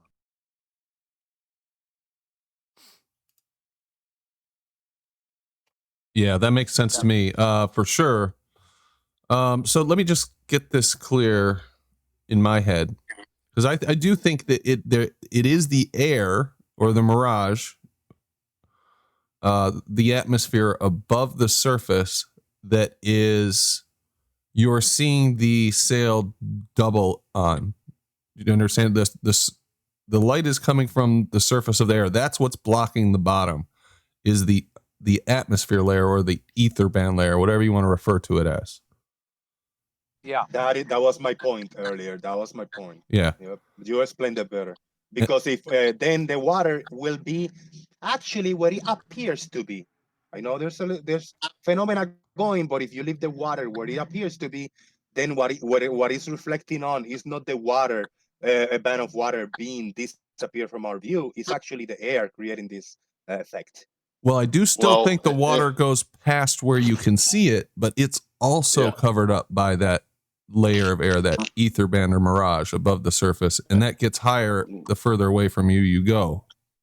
Let me add to that. In my picture, in the Marriott video and picture, the water is not in its actual position. It's lower than it actually is. It's in an apparent position. Water is physical, and just like a building, it will appear to be lower or higher depending on the conditions. And it obstructs, when it's higher, it obstructs objects in the distance, just like any other, phenomena would. And it's just an, I mean, it's an optical illusion. It's the best way to describe it to me. You can put a label on it all you want, but I think you limit yourself then, because there's multiple things going on 24-mile view over water like that. Yeah. Not just one thing.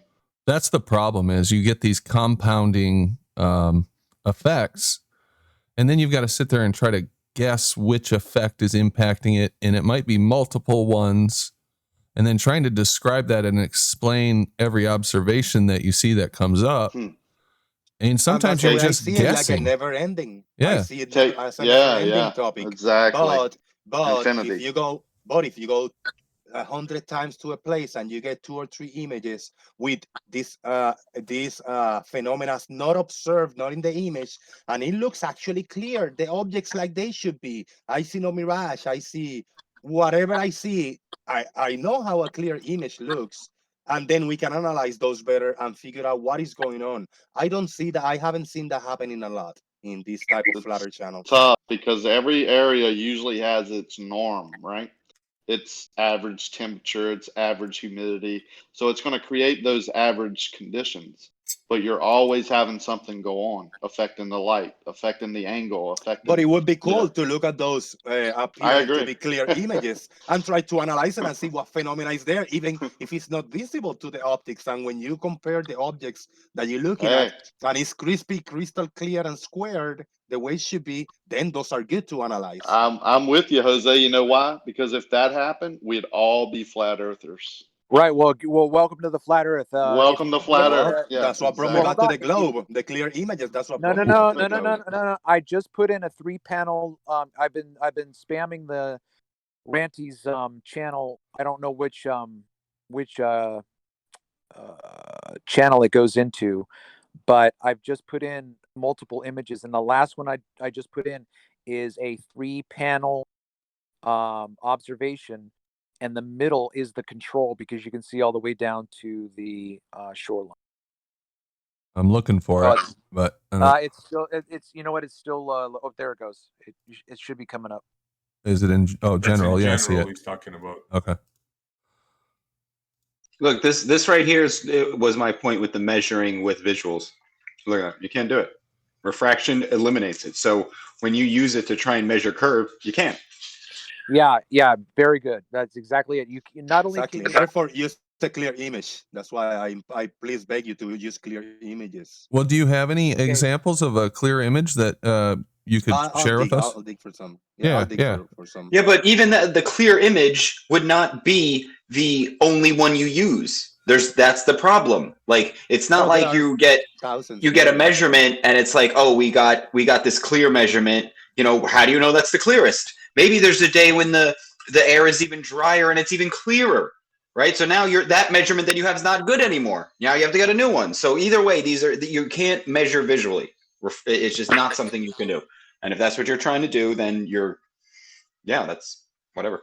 Yeah, I agree. And you could also you could take two images on 2 different days and get pretty much the same image, but you could get the same image for 2 different reasons, depending on atmospheric conditions and humidity and refraction and whatever the hell else is involved. So I just think optics is a really flawed way of trying to figure this out.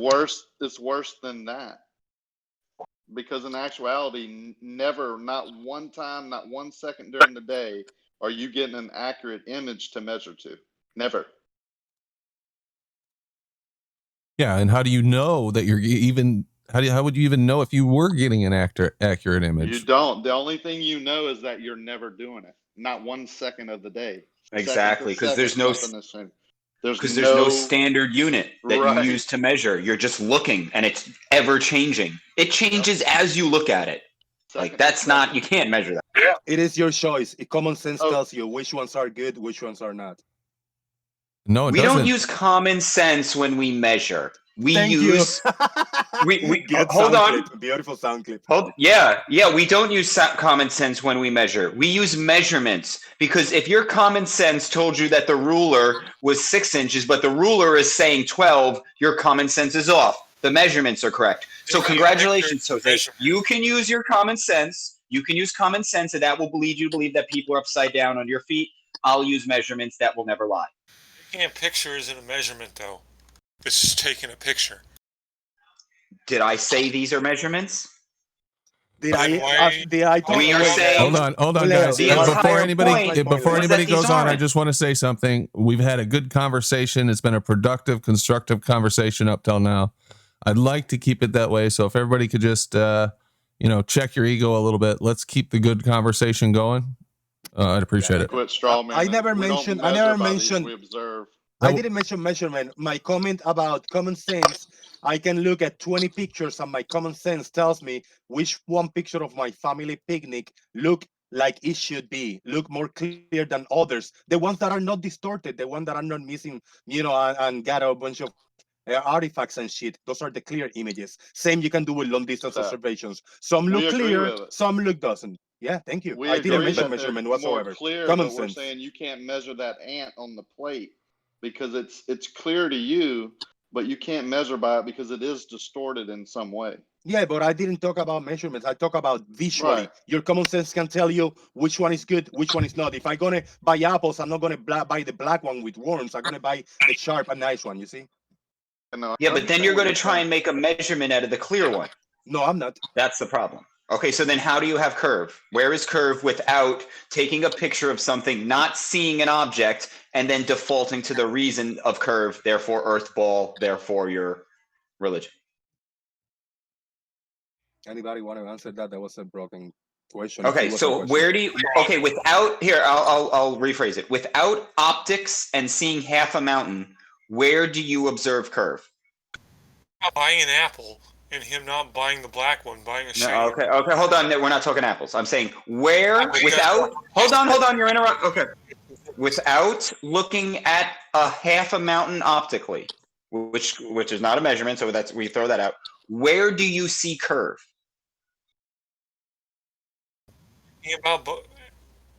We're focusing on Jose buying an apple. No. Listen, no, why don't no, we hold on. let's just stick to What we're focusing on, this is Jose buys only clear red apples and not to No, we're not talking about apples. We're not Doesn't talking about work here. apples. We're not talking about apples. We're not. I'm not a moron. I'm not a moron. This might work. What you're doing right now might work on Jeremy, but it's not going to work on me. Okay, so I'm going to ask again. Talking about Okay, hold on, Leo, let me finish. Let me get this out. The black apple. Let me get it out. Okay, can you just? Okay, we're not talking apples. We're not. Okay, here's the question. The question has nothing to do with apples. Okay, hold on, but you're talking when I'm talking. You're talking when I'm talking. Calm down. Calm down. Calm down. Calm down. Calm down, Leo. Okay, but here, let me get this out. Get my thought out. We're not talking. Jose brought up an apple as an example. My goodness. Clarity. Go eat an apple. Clarity of Go to the fruit and vegetable Discord, Lyle. Apples has He's just nothing here to to do ruin. with Bro, this this is why I whatsoever. told you. This is what happens. This is what happens when you bring Jose's people in. No, Jose was This is fine. Jose's dishonest people. There we go. Let's not start throwing barbs. Let's just. Well, okay, so keep here, it calm, man. let's ask the question again. Let's ask the question again without apple bullshit, without him over talking, without visually seeing half a mountain. Where do you look? He's just talking. He's just straight talking. Let him ask the question, Leo. He's just straight talking. He's just straight talking. He needs to be put down. He's just still talking. We heard his stupid thing. Talking, Leo. We heard his. This is what they do. This is why they're here, bro. This is why. I know. Calm down, right hand. I Hold on. told you. You think I'm lying, bro? This is why I call these fucks out. This is why I call them out. Because they're here to just disrupt. Oh, we know. They're here to solely disrupt. Understood. You have not stopped talking, Whale. You have not stopped since you got here. Once, because I can articulate it. Let me, bro. I have not spoken without this guy talking. Leo, hold on just we a got second. it. The apples. You brought up the apples, Leo. He was looking at apples. Listen to me. Okay, here's what we're gonna do. Leo, shut up for a minute, please. Let Right the Hand ask his question. Then you can answer however you want. You can mention an apple. Right the Hand. Don't interrupt. Let's hear his answer. And if it's bullshit, when he's done, you can call him out after that. Go ahead. He's already asked it. We already know his question. He's going to make an analogy about apples and then say that Jose is picking the red apple. And then I'm saying, okay, you've picked the red apple. That is your nice clear image. Now, in that clear image, you are looking at half a mountain. That is how you optically prove curve. Now, we just got done establishing that you can't measure anything optically. So that curve you just said you measured is thrown out. So now I'm going to ask, without, because we can't bring up the apples because we're at a clear apple. So this clear apple that is non-refracted, the one you like, we're looking at it, we see half a mountain. Okay, great. How do you establish that that is measured curvature? We're looking at a picture. How do we measure curvature from looking at a picture? This doesn't make any sense. Leo, I don't think you followed the question. He wasn't talking about the image on screen. He was giving you part of the point anyway. An example. It was a question. It doesn't have to be a photo. It can be you actually looking at the mountain. Why won't you let me finish what I'm saying? Huh? We're looking at the mountain with our eyes, or on a picture. Either or. It doesn't matter. How are we supposed to measure curvature when we're just looking at a mountain? Tell me to measure something. I'm just looking at a picture. That wasn't my question. So let me ask it again. You said how do you measure okay, hold on, curvature? wait, no. I just No. I'm looking at a mountain. I'm not doing a measurement. I'm just looking at a mountain.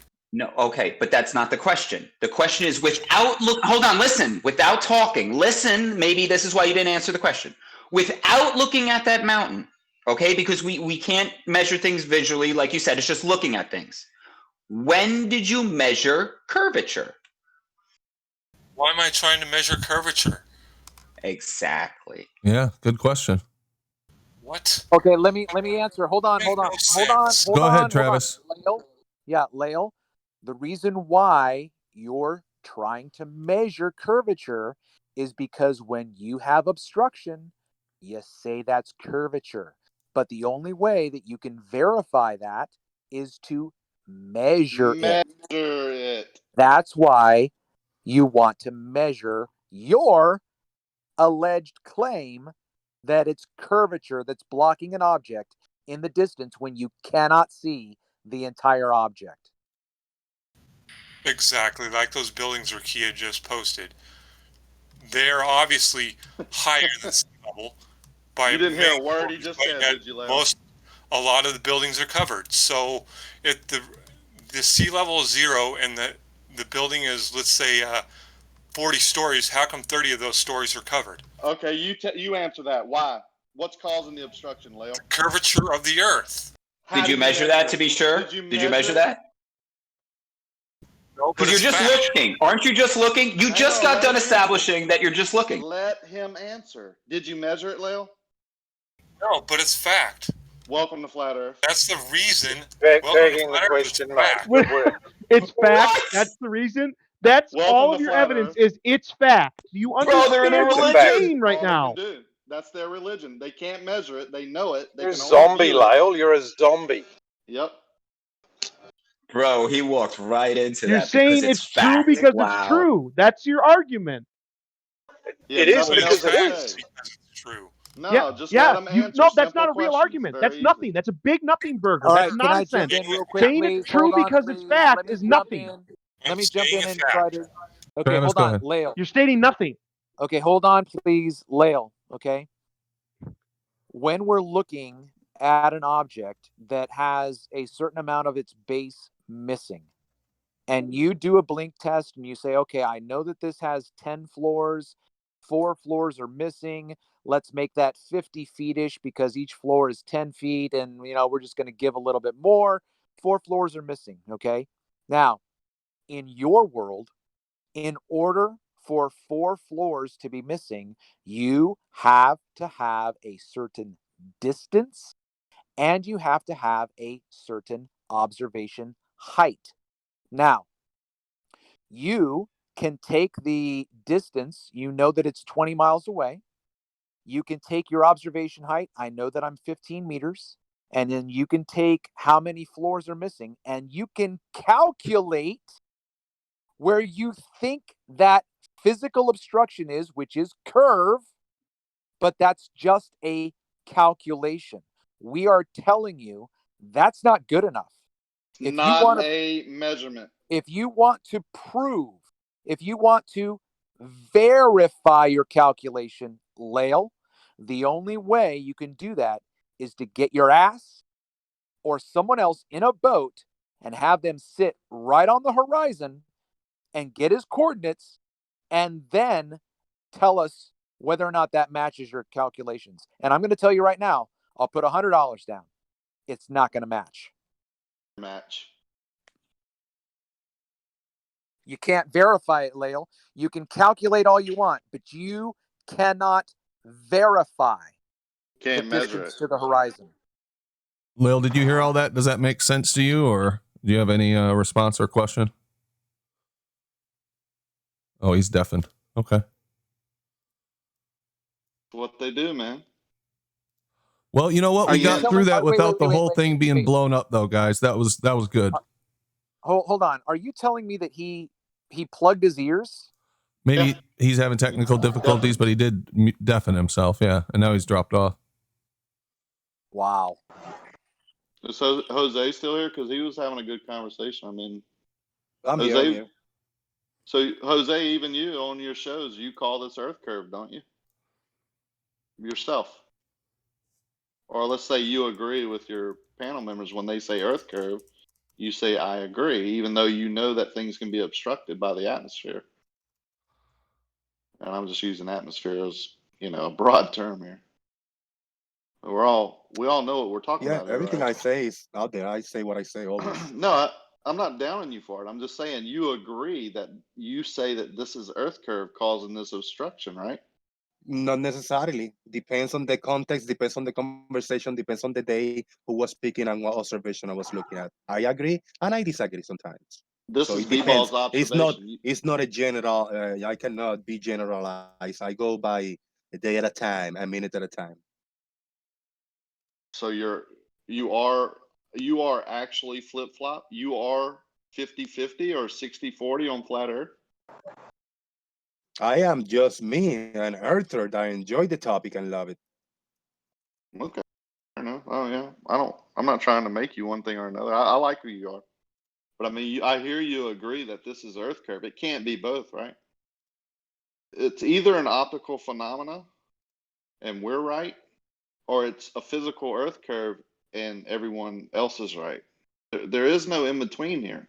Those buildings are obviously So you obstructed. say if there was curve, there's no atmospheric phenomena happening. Is I that did what you not say imply? that. Because it could be both.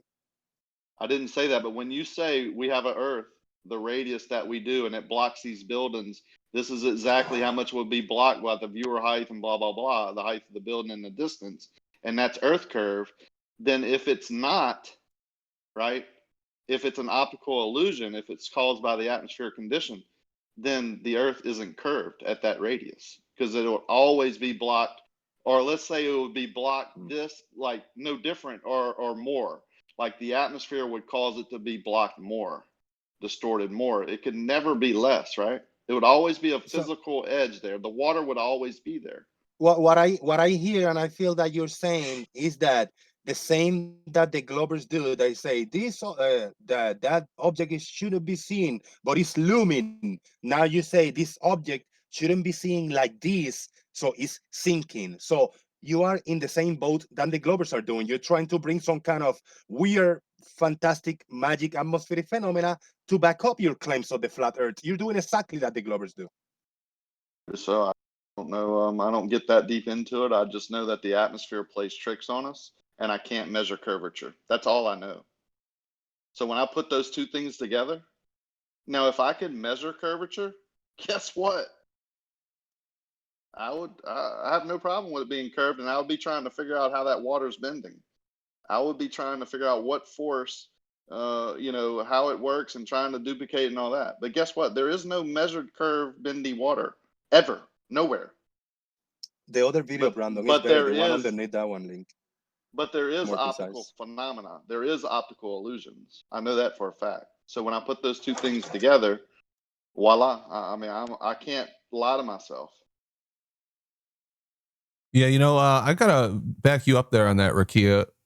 I haven't been able to rule out the optical nature of the horizon and the obstruction or the apparent obstruction of things in the distance. And I haven't been able to verify or validate that there's Earth curvature between me and distant objects in the distance. And I've spent a lot of time looking for it, looking at all the observations, thinking about it. I think we're all trying to do the same thing, which is trying to understand our reality. I personally don't feel like a religious zealot. Step further and say Do you think it's fair to rule out? Do you think it's fair to rule out Earth's curvature as a factor? Because if you're saying there could be 1,000 factors, but Earth curvature is not one of them, that would be disingenuous. How about the factor of the amount of water vapor changing constantly, whether it's above dry ground or above, a lake or an ocean? The one thing that never stops varying is your vapor pressure.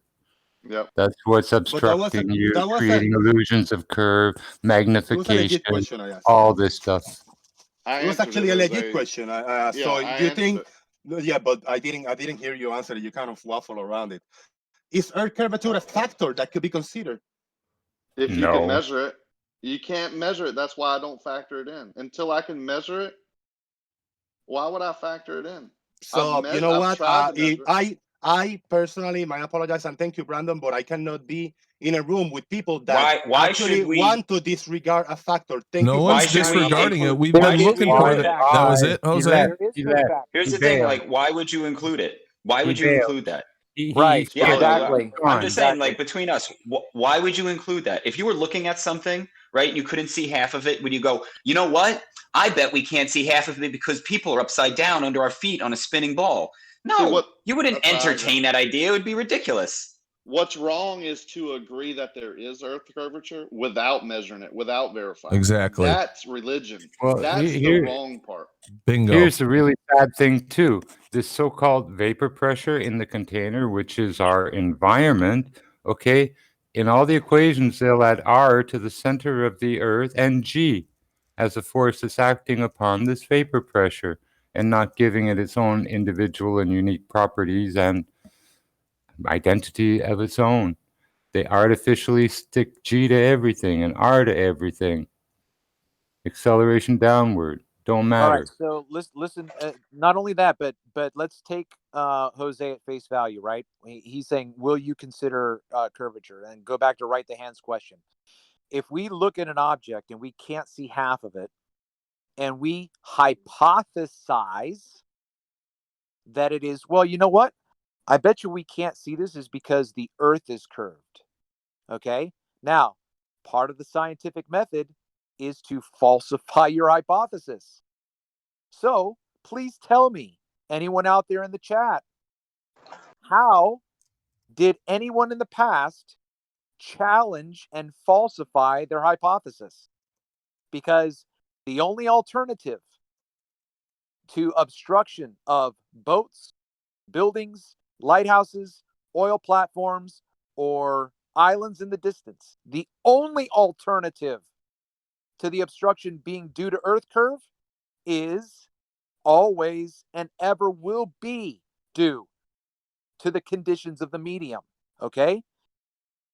So if no one in the past, like Aristotle, says, hey, bro, do you think that sailboat's disappearing from the bottom up because of Earth curve?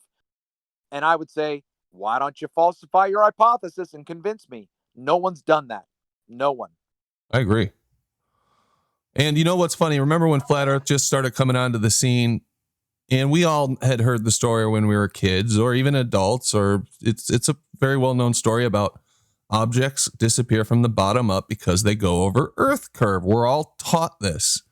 And there was a few different ways that it was falsified. Now, I'm not saying we falsified it 100% because there are optical illusions or optical effects that make it look like the boat's going over the Earth curvature. You can zoom in and you can zoom in and it still looks like it, like proximal looming or inferior mirage can block the bottom of an object, or compression and waves. The bottom of objects will be missing from you, including boats as they go away from you sometimes. But we have falsified that that's always why the bottom is missing. Correct. Yeah. Yep. So I think, to be honest with you, I understand what Jose's question was. Why can't it be Earth curve? We don't have any evidence for it being Earth curve. We've never measured it. We don't have. It's just unsubstantive. It's all calculations, mathematicals, models, people's insistence. I don't have anything that I can bite into that tells me, you know what, I'd be denying reality if I denied that this was Earth curve. Brandon, It's not Earth curve, but you can think of it as Earth curve. Let me Not say only something that, here. but just okay. Go ahead. Go ahead, Dave. Yeah, because I'm fixing to have to go for a little bit. I can create over 1 mile an 8-inch arc, whatever, drop 8 inches, just like the curvature of the Earth. Just I could form that on top of a flat, piece of Earth. I could create that, and I could physically show things going into the distance and going over that curvature and being hidden, right? But what I could also do very easily, and I would need to do this to create that 8-inch drop, is measure it, right? So if there is water curving at 8 inches per mile, And okay, then that would block a boat as it went away from you, no doubt, right? I don't dispute that, but we could measure it easily. How? Just to add two quick things. I think, to be honest, I think Jose was looking for a way out of that conversation. Yeah, and but that let's not question talk that he about asked, he invoked a response which allowed him to exit the room. But I also, the flip side of that is, I think we just need to be careful to not say, no, I would not ever entertain that idea. I just think keep your mind open. Say, sure, I'll That's not entertain. what It I could be said. Earth curve. That's what he heard. No, Dave. That's not what I'm saying. My point is, yeah, I'll leave my mind open to Earth curve, but man, you've got to prove it to me, and I've seen zero so far that proves it to me. So I think Jose worked the room a bit to get himself out the door then. But I explicitly told yeah, him I just think I we would should all. believe in the curve if I can measure it. I would believe in it. I have no problem with Yeah, it. If I show can me measure something. it, show Yeah. me. Yeah, But exactly. until then, why should I even entertain? Like, why should I even use it? Like, why? I don't have faith in the Earth curve. I don't have faith in something I can't measure other than God. But I can measure that, right? I don't. Yeah, it's I like get that. it's like asking, oh, will you entertain that God makes things disappear bottom up? Hey, that's no different. No, that doesn't even not even close. Well, and Sure, what but practical? yeah, What practical need do we have to put our faith in it being Earth curve? Okay, let's say I say, okay, it's Earth curve, or it's not Earth curve. What does that change? The shape of the Earth. But I mean, practically, I'm No. talking about. No, it doesn't. It doesn't change the shape of the Earth. It It changes doesn't what change you the think the shape of the Earth is. Exactly. The shape of the Earth Either would the be the Earth shape is of a Earth no matter ball what. or it's not. Whether or not you say you agree with Earth curve doesn't change what the Earth actually is. Exactly. You haven't gotten any further. Same thing as if you. No, doesn't matter if you believe it's flat. It doesn't change the actual shape. That's of it. right. It I doesn't agree. change it. That's correct. Okay. I agree with that. So the Great- question is, great why point. would you go with the thing that you can't measure instead of going with the thing that you literally see with your eyes? That's the question. Good question. That's a good question. Can you guys measure the atmospheric magnification? Don't need to.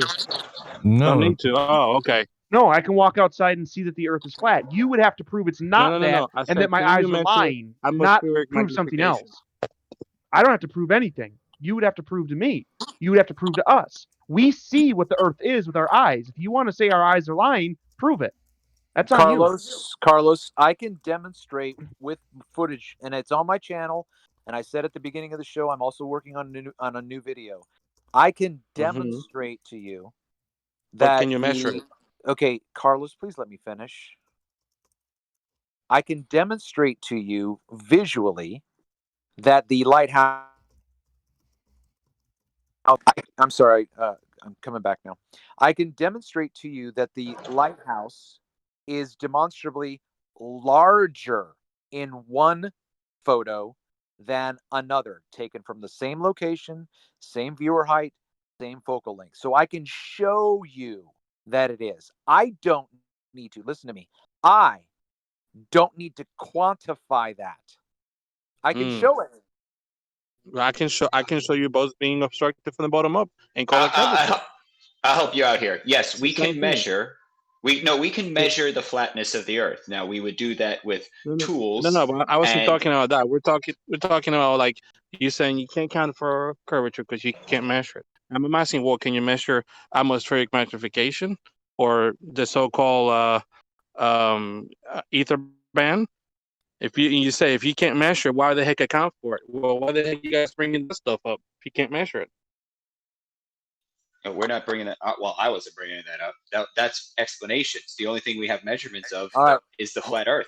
Hold on, And- Carlos. and- Carlos, hold on. Carlos, listen to what I did not say. I did not say we can't measure it. I said I don't need to. Okay. Why not? Okay, now, okay, because I'm not making any predictions. Fair enough. This is what I've been saying from the very beginning to Rumpus. Okay, when he says your hypothesis is worthless because you can't make a prediction. You can't make a prediction. Why do I need to? I don't need to make predictions in these instances. What I'm doing does not require a prediction. But turning it back on Rumpus, I said, Rumpus, you say if you have all of the variables, you can make a prediction. And I said, do it. But I don't want you to tell me that there's going to be an inferior mirage. I want you to tell me what the mirage is going to do to my observation. And he hasn't stepped up. You know why? Because you can't do it. Cool. Now, going back to the original question that I had for Brandon, you said that you wouldn't take a curvature now because nobody has brought any evidence. Well, why would you count as evidence for the curvature then? What would be required for it to be valid to you? I don't know, but I haven't seen it. No, you don't. Well, Oh, am I supposed to but you know say you haven't seen what evidence that you would give to me to prove that something that you say exists? Is this your question? No, you said that you haven't seen any valid Yes, evidence. exactly. So I'm saying, but I said, why would you take as valid evidence? I didn't have hear what to he think said, about bro? it, but I can answer it. yeah, go ahead, Bob. He might not have come up with a way to articulate this yet in his mind, and probably a lot of people haven't taken the time to do that. What he would require from you is verifiable, credible, repeatable evidence, the same way we prove any other thing in this world. Yeah, of course. I'll go with what Bob said. Yeah, that's the problem with observing over the water is that It's on screen right now. You can play the video. It's on screen right now. You can play the video. Sorry. You just interrupted Carlos there, Jose. it's all right. I'll allow it. Go ahead, Carlos. What's the problem? I was going to say that that's the problem, that it needs to be repeatable, but because we're looking over the water, which I really don't even like talking about it because of that reason. You have all these other things, that's that false. mirage, this and that. No, it's Huh? bullshit. It's bullshit. I'm calling you out. This bullshit. What is? I make observations all day long. I can show you Mhm. don't get smarmy with me, okay? I'm trying to express what I understand in hopes of communicating what I have observed, okay? If you want to look in Ranty's chat, I have spammed it with tons of pictures that you can see that I can produce different images. That's all they are. But they're demonstrable that the obstruction is never curvature. Ever. Okay, cool story. Okay, now look, that smarmy, smart ass answer, if I were Brandon, I'd kick your ass out of here because you're not here. You're not here to learn, Carlos. He's just disingenuous. All I said was cool story. I didn't disrespect you, man. Yeah, you did. When you say cool story, that's shove it up your ass. That's what that means. Then And you you're know what? saying I the retract story that. rather I than take it that being back. a legitimate point. I That's what a take that story back. is. I'm It's a sorry, non-real Brandon. thing. It's a Travis. cut. It's definitely a cut. Can I ask Carlos a quick question? Carlos, if you and I took a jog for like 30 minutes, would we cover much terrain of the Earth? Yes. So 30-minute jog, 2 human beings will cover a lot of terrain of Earth? I mean, it depends on what you're comparing it to, but yeah. So if we ran 30 minutes... About 5 miles. No, it's about 3 miles, let's say. Okay. 3 miles. 3 miles, yeah. Okay. This is where an average 6-foot observer sees the apparent sky and ground touch. This is where you claim at this position that you and I could reach in about a 30-minute jog. This is where you claim objects are starting to go down the edge of the ball back to the original observer, 3 miles away, 6 feet tall, right? You can cover that kind of terrain in a half an hour. What kind of Earth do you live on? Is it like really tiny in your mind? Or is it massive? Jog your memory on that one. If you think you can cover a distance of Earth in 30 minutes that will be representative in any kind of dip or drop for a 6-foot person, then I think you need to reevaluate how you understand your vision. I quite frankly, I don't see a problem with that, but apparently it doesn't match, or it seems to be a lot. So I'll look into it, but as the way you're presenting it doesn't really, You're make me not feel covering like very much terrain, my friend. And the point is, Right, you're correct. claiming that small part of terrain that two humans can jog half an hour, are going to start to jog over the edge of the earth for a guy that's back there 3 miles. Your math is trying to teach you that, and I'm trying to get you to understand your actual size and why optics is important when you look at the horizon, because you're just a tiny little guy, dude, and you're going to have a limitation to angles with your vision. Right? So if you think you can jog, you and me can go for a fucking jog for half an hour and start going over the edge of a ball, then your earth is really, really tiny. On a ball, everyone is higher than everyone else from their point of view. You're on the saturature. You're on the top of the hill. Requires for you to have orientation. Someone up else and is down. on their top of the hill. Well, Jimbo, I would say you're lower than I am. Yeah, from your point of view.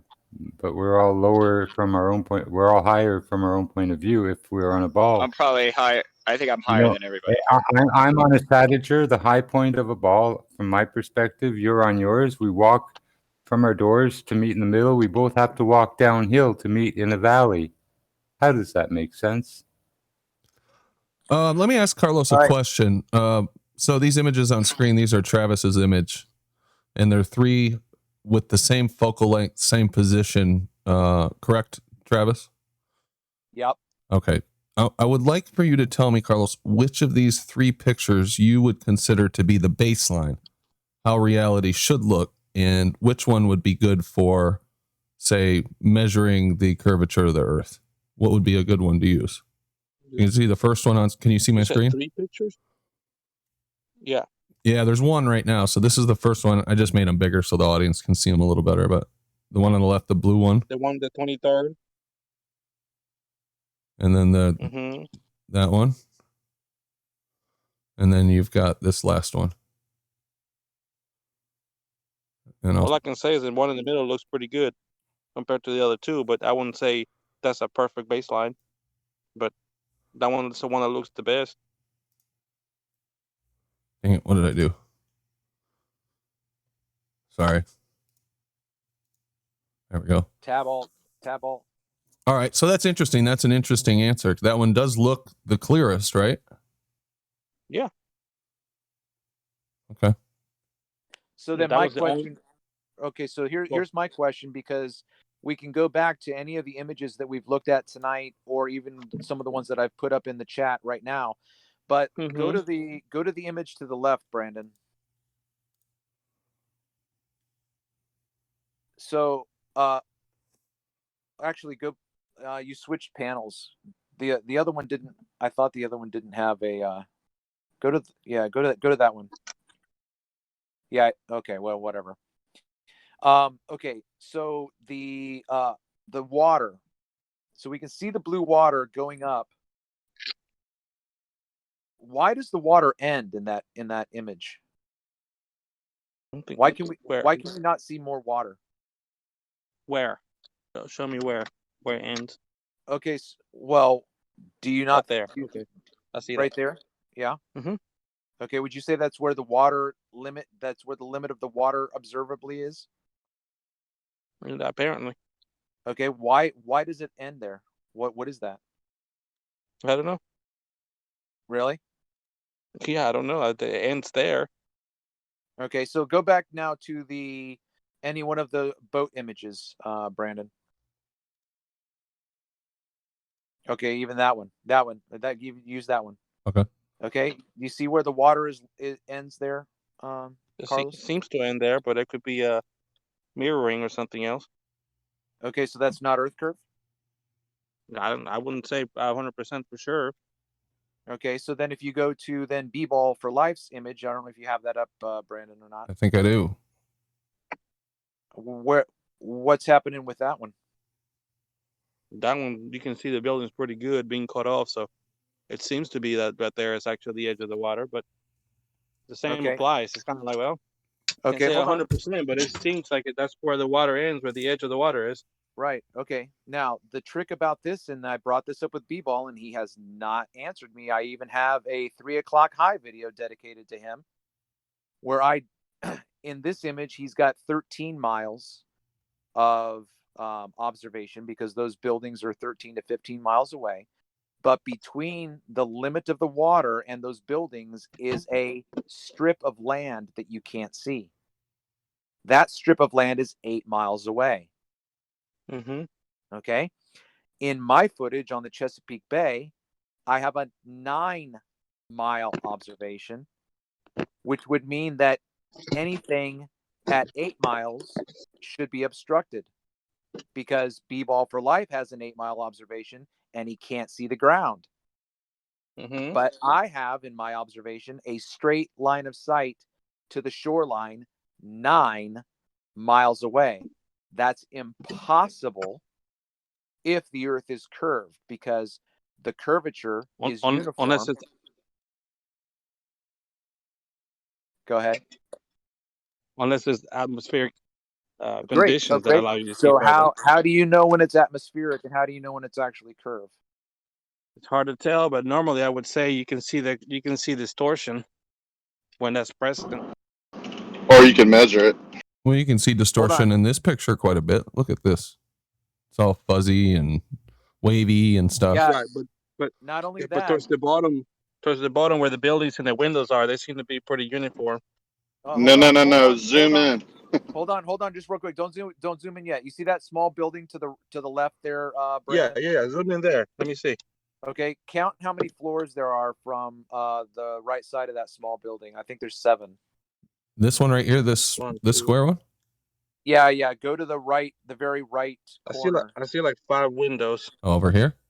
Oh yeah, that's pretty distorted. No, back right there. Okay. Okay, that small one. There's a white part to it, and then underneath it there's a solid strip of black, and then you've got floors. 1, 2, 3, 4, 5. Okay, so there's 5 floors. Mm-hmm. Now, if you go to this only happens on 2 days. B-Ball for Life did an 8-day observation. 6 days out of the 8, he had a consistent, uniform presentation. But 2 days, you had 2 floors missing. Mm-hmm. Okay. Yep. So the question is it possible, Carlos, that that it's atmospheric obstruction in this image as well, even though you see 2 more floors? Well, we can't see all 10. Okay. Is it possible the reason why you can't see those 2 is atmospheric? Yeah, that's possible. Okay, thank you. Sure. Welcome to Flat Earth. And that's kind of what we're getting at is how do you tell what the baseline is? What do you pick as the correct picture? And if you choose it because you think that there is Earth curve and you believe that the Earth is a ball and you say, well, this one matches the ball Earth. So obviously I would say that this one is a good image because it cuts off the bottom of buildings. That doesn't seem very scientific. Anyway, I just realized you said the last 2 at bottom buildings, floors were missing. You said you asked me if it's possible to be missing due to the atmospheric distortion. Just atmospherics in general, I think. The medium. Yeah, refraction, whatever's happening from you to that. How many floors does it have? 8? What I understood from what he said, Carlos, is that sometimes you see 2 less in B-Ball's photos than other times. 2 floors less. Oh, okay. Yeah. It doesn't matter if there's supposed to be 50 floors. It doesn't matter how many. And then on top of it, how do you rule out proximal looming? How did you rule out that this was not swell water? How did you rule out that there was a wave blocking it? How do you rule all this stuff out? All good questions. Right. But So how do you rule out curvature? Yeah. So not only that, but if it's possible, you can't measure it. You can't measure it. Okay, that's why. Just real quick, if it's possible for the atmosphere to block 2 floors, is it possible that the atmosphere could block 10? And that's the argument there. But right, and I can show you, right, and I can show you in my footage that kind of severe, drastic blockage. Going back again to the Chesapeake Bay is on my channel. Surprised you haven't watched my videos because it's right there. I have a channel marker that's a quarter mile away. Then you have 8 3/4 miles to the nearest shoreline. I've got line of sight to the shore where you can see the ground beneath houses. And I would say that there's probably 100 feet of land, 100 feet of land from the water to the house, right? So you can see, let's call that 100 feet. Let's call that 10 stories. It's 100 feet, right? 10, 10, 10, 10. I have other images where you can't see the house at all. It's gone. You wouldn't even know it was there. Yep. Yeah, the problem is that the less you the less you can see is when the more clear and less conditions are present, and you're missing the vice point versa. you're missing the point that I said. Sure. I have an image where I have the entire shoreline. So I have and the it's control. perfectly sharp and crystal clear. No. Okay, well, there you go. Okay, no. Right here in this image that he just pulled up, yes, I do. You can see it. It's very clear. Yeah, this is the clearest image of the three, and you can certainly see the shoreline here. Wow, that's amazing. Yeah. Put that house on B-Ball's shore, and guess what? Because of the distortion of the area, the atmosphere of the area, that house, I would say, would be hidden all the time. Probably looks something like this. No, it would look worse than that. The water bulge would be way higher. Yep. Now, again, because this is such a difficult field to dedicate one's life to, right? I mean, I'm driving a truck 12 hours a day, so I'm not out there proving my hypothesis. But B-Ball, in his images, has a clear demonstration of what I consider proximate looming. Yeah, and proximate looming, when you first started talking about proximate looming, there wasn't much talk that I'd heard about it, but it seems like that's been pretty well accepted and acknowledged at this point by pretty much everybody. They're admitting to it now, and I'd like to say something. In B-Ball's photo, 15 miles is higher than, let's say, 80 foot. That sounds good to me. Oh, let me finish, and if I get too bad, just tell me. 15 miles hides approximately 80 foot, right? And then they... What's that, Carlos? Oh, go ahead, Ricky. I think he maybe left his mic open. Carlos. Go ahead.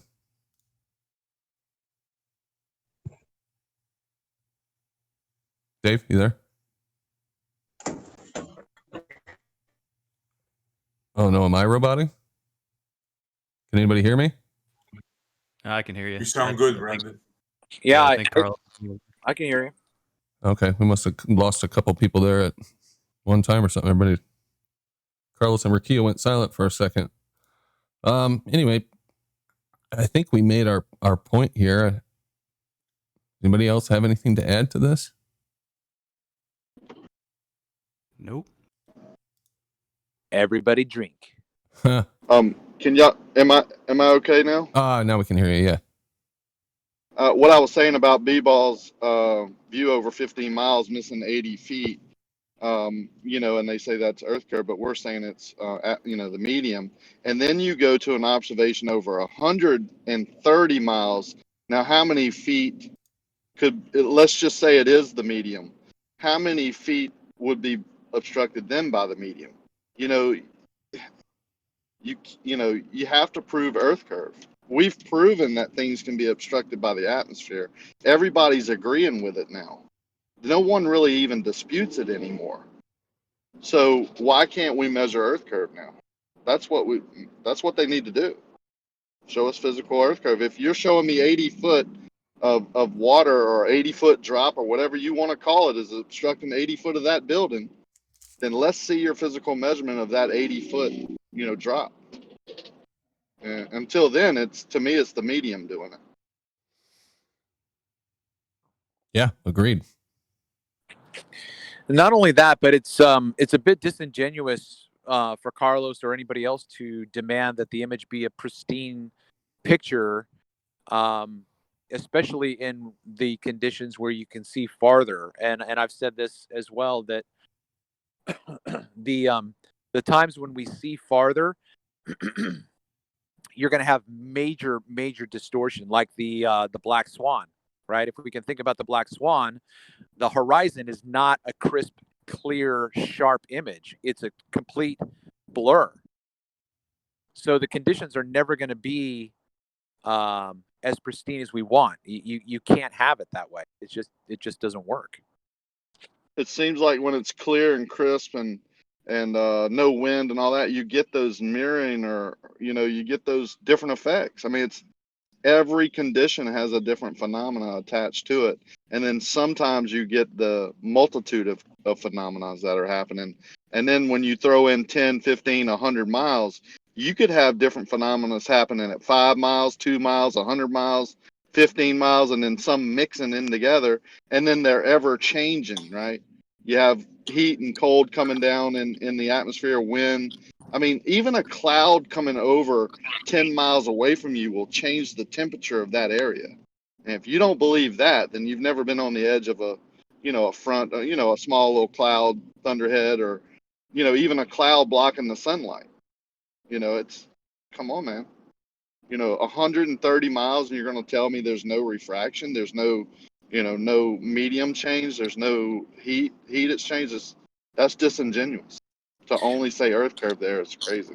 Not only that, but you're not just increasing the distance, you're increasing the variable of the medium. And the angle to the light source. It all takes a part of it. I think it was you, Rakia, who brought in my consideration of the position of the sun on the Chesapeake Bay. The times when I see across 9 miles and I can see the shoreline is at sunset.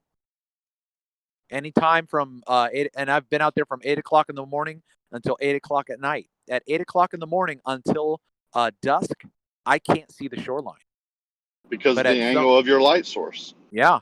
You go to a different area and you can see further in the morning time, or you can see further at 10 o'clock. You see what I'm saying? Because of the angle of the viewer to the object and the angle of the light source. Absolutely, 100%, a huge portion of it.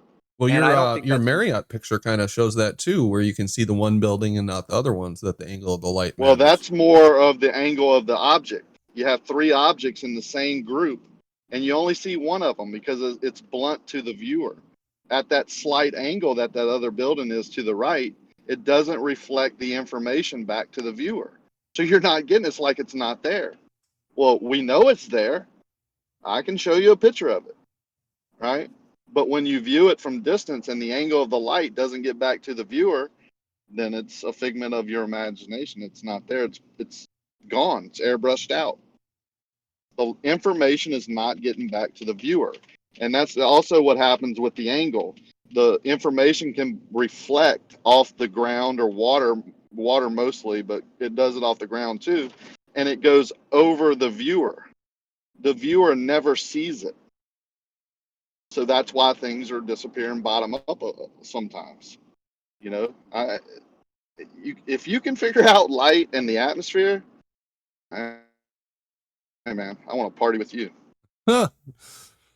What's funny, I was in GEMS one time and I was talking to those guys about refraction. They were telling me, and I was saying, well, downward refraction might cause objects to disappear from the bottom up because you wouldn't get all that light to hit you.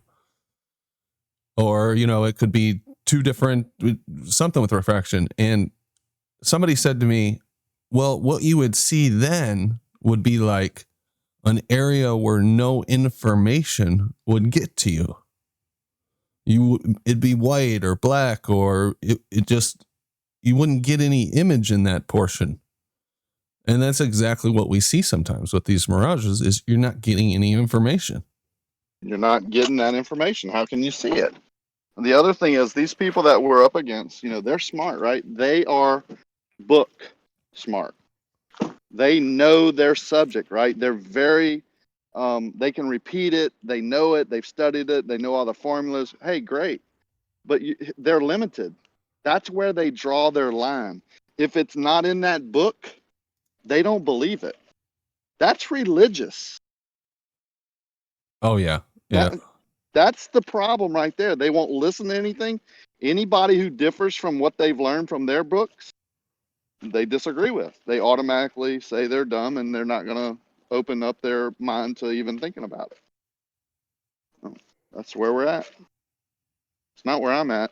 I don't care about that. No, I don't either. And I really don't care what anybody thinks either. And they can ridicule me all day long or talk shit or say we're stupid. I really don't care at all. Yeah. Yeah, I know my life. I mean, I'm blessed, man. Hey, I got a tournament to go win, y'all. Good luck. I'll be listening. Good luck, man. Have a good one. All right. Well, that was really good. Travis, thanks for putting that video together. Good stuff, man. Got a good conversation started. And it was, thanks. Yeah. It was interesting too, because this is the second night in a row where we had what appeared to be kind of a disruption operation come in. And it didn't really work. So I'm happy about that. But we got about 15 minutes before final thoughts. You guys got anything? Anybody got anything they want to talk about? Anything on your mind? Bring it up. Open floor. Hey, before Aaron comes in, what's going on, guys? Mic check. Hey, what's up, Matrix? I'm good. By the way, Rakia, that was an excellent point that you made, and I agree 100%. Hell yeah. Yeah, I'm jealous he's off playing in a poker tournament. Yeah, it's like they lack the creativity to think outside the box. The only thing they could do is parrot the book. They can't take that information and make it their own. This is where they lack. Well, it's funny because they'll tell you if you don't agree with them, they'll say, "Well, I'm giving you the right information. I'm giving you the correct information. You don't understand. You don't understand geometry. You don't understand this. You don't understand that. You don't understand refraction." It's like, no, I understand what you're saying.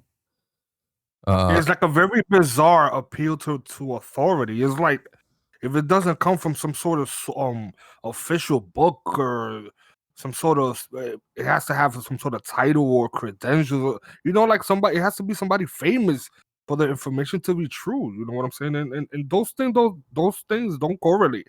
Truth and somebody being charismatic, it has nothing to do with reality. Yeah, well said. And it's like, it's part of the technocracy that they've built, where we worship this special knowledge and special people, and that's how they organize and control society. It's all a part of the same control grid. And it's crazy because I've noticed that most atheists, right? They don't really believe in God, or so they say, but they expect this level of perfection from any human. It's like the amount of questions they ask us for flat Earth. They ask us to be like very thorough, but they're not even half as thorough as they ask us to be when it comes to a globe information. They just one tweet that Neil deGrasse Tyson or the other idiot tweets out, and that's it. They just consider it true. You know what I'm saying? So it's kind of like it's biased. It doesn't really work. Like, I don't think they're looking for truth. It seems like they're looking for comfort in lies. Yeah, I would agree with that. I don't know what they're after. I don't know what the motives of some of these people are. I know there's some good Globers. I don't mean to put them all in the same basket. But yeah, some of the people just boggles my mind. They think so differently than I think. Maybe I just don't understand them, but Anyway, I think it's a thing about society. You know that we just tend to follow the herd, and it just seems like it's something that just repeats itself throughout ages. We worship these gods, but we don't want to call them gods, but we still worship them though. Bill Nye, he's worshipped. The Grass Tyson people worship these people, and all they have to do is tweet out, make a dumb video, and that's it. They consider that to be truth and factual and professional and everything. But a flat earther, it doesn't matter how many PhD he has. He brings out any information, and they berate him, and they ask for every kind of stupid piece of information that has nothing to do with the overall result. But it's like they can't be as thorough when it comes to, because you don't really have to go far to look at NASA's images and their contradictions and realize, okay, something is going on, right? If you've been in this movement for 6 years, 5 years, 4 years, 3 years, and you still can't find yourself to say, okay, something is going on, right? It shows me that you have some sort of agenda, and it seems nefarious, because why would you come on every day to argue with people over the same shit and just come like with the same topics? I can't believe Globers still come and talk about Coriolis. Like, come on, man. When do they like accept something and move on? yeah, no, well said. Yeah, it's mind-boggling sometimes. That's for sure. But you're right. I mean, none of us here knows exactly what's going on, I would assume, unless someone has inside knowledge. Why those in power do what they do. We don't know the specifics of it. We don't know exactly what NASA's up to. We don't know any of that stuff. But it's definitely, to me, looking at the situation, everything I've seen, obviously, they're not on the up and up. Something is fucking going on.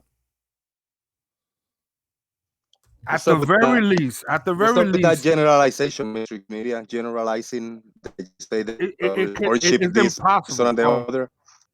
Jose, it's impossible for me to be generalized because I've not met everybody in the world, so I can't be talking about general globers. I'm talking about this specific group of people that every day reset themselves to argue the same shit they've been arguing for a few years.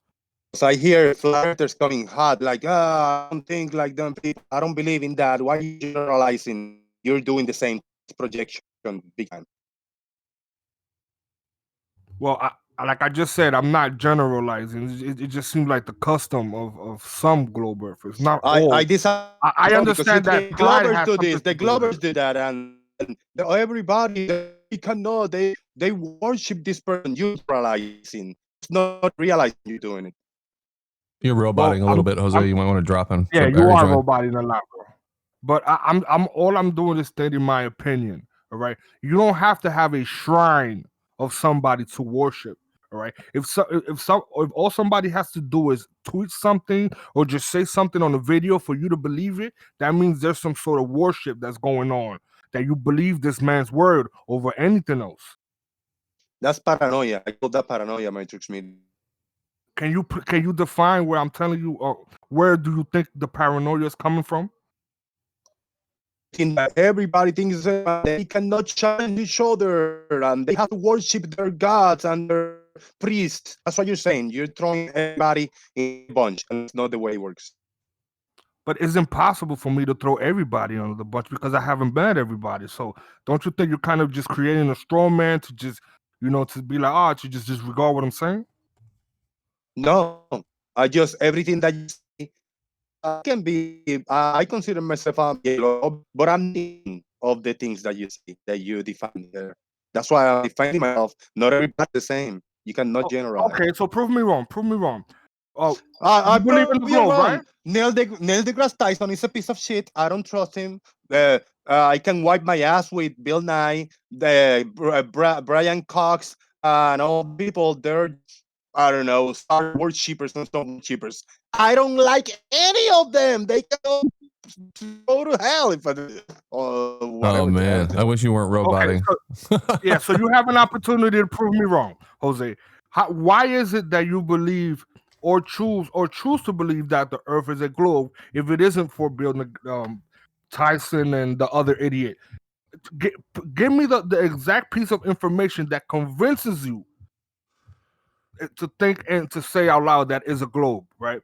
If it Because isn't some you sort of added, worship. because you added Neil deGrasse and others. My answer have to do with Jose, you got to drop off and come back. It's getting bad. What's up, Brandon? Hey, Howard, what's going on, Howard? Yeah, man, just getting the mic check. Okay, you're good. You good. Brandon, I don't think they realize that they don't actually have any evidence for anything. It's all idol worship. It's all somebody famous said something. Somebody famous did something. They have absolutely no evidence. You just have to assume it's right and cross your fingers that them fake bullshit calculations are correct, which doesn't mean anything. Because really, what is the calculation going to do? What is it going to do? generalizing again. You are. No, I'm just speaking out loud. Every time I say something, you could easily say I'm generalizing because you want to create a straw man. But that's not what I'm doing. And I already said I wasn't doing. So there's no point in you keep saying that I'm generalizing. I'm just pointing out You things can say you're not doing it, that but you are doing Globers it. do. Again, you could take it however you want. I'm pointing out things that Globers do. Do you know anybody that fits his description, Jose? People that worship Bill Nye and those guys in the way he's describing some Globers? I'm switching devices. Oh, okay. Howard, do you know anybody like that? Do you think that we just misunderstand some people, or are there people that fit that description? Well, I don't know of anyone that you say worship, that's like getting down on your knees and praising God, that's worship. But, to lend credibility to an individual and taking that credibility to believe what he says, I don't think is worship. But again, I believe there's many forms of worship. Getting down on your knees and praying, that's part of worshiping. That's something you do when you're worshiping, but it isn't worship in itself. Well, and then I contrasted that with just to lend credibility to someone as educated, intelligent, and not necessarily a liar or whatever. You just tend to maybe believe what they say because they're credible. Can I ask you a dumb question? What does credible mean to you? Well, like I said, credentials where they're educated. They got their pedigree or whatever, and things they say are testable. That they don't just say things at the side of their neck. You can go test this stuff yourself. For example, right? If you was crossing the street and there was a truck coming in front of you and you didn't see the truck, and there's a guy in a suit and there's a bum, and the bum is telling you, "Hey, you're about to get hit," would you find him credible at the moment? Oh, absolutely. Yeah, I don't differentiate people in suits and ties versus people on the street. So that doesn't necessarily mean anything to me. Well, this is where my point comes from. A lot of Globers, not generalizing, a lot they seem to think that flat earthers, and that is a generalization that they do, they're not qualified or intelligent enough or don't have enough brain cells to even think about these subjects. Therefore, whatever we say is a lie. So this is what I mean when it coming to worship and titles and PhDs and credibility. When it comes to truth, these things don't mean anything. You can't weigh them now anywhere. Truth is truth. And it doesn't have to come from a specific source or a specific organization or authority for it to be true. Why are you choosing to take this approach on just mentioning these experts and scientific people? If we are just a bunch of random people on the internet trying to do our own stuff, why are you bringing those people out of our reach one way or another? Why am I bringing? I think it's quite obvious. What else is it that the globe has other than authorities? And what I'm else my is that the globe? authority. I am my authority. Jose, how is it that you came to believe the globe in the first place? We were taught when we were kids, we are all born on a sphere, and then you choose what you want to believe. And who was that taught you? Was it you or was it authority? Was it your teacher who taught you? The same person. I mean, you asking me silly questions. You know the answer. Just let's try to progress for real. You're the one know the spinning answer. the wheels, Jose.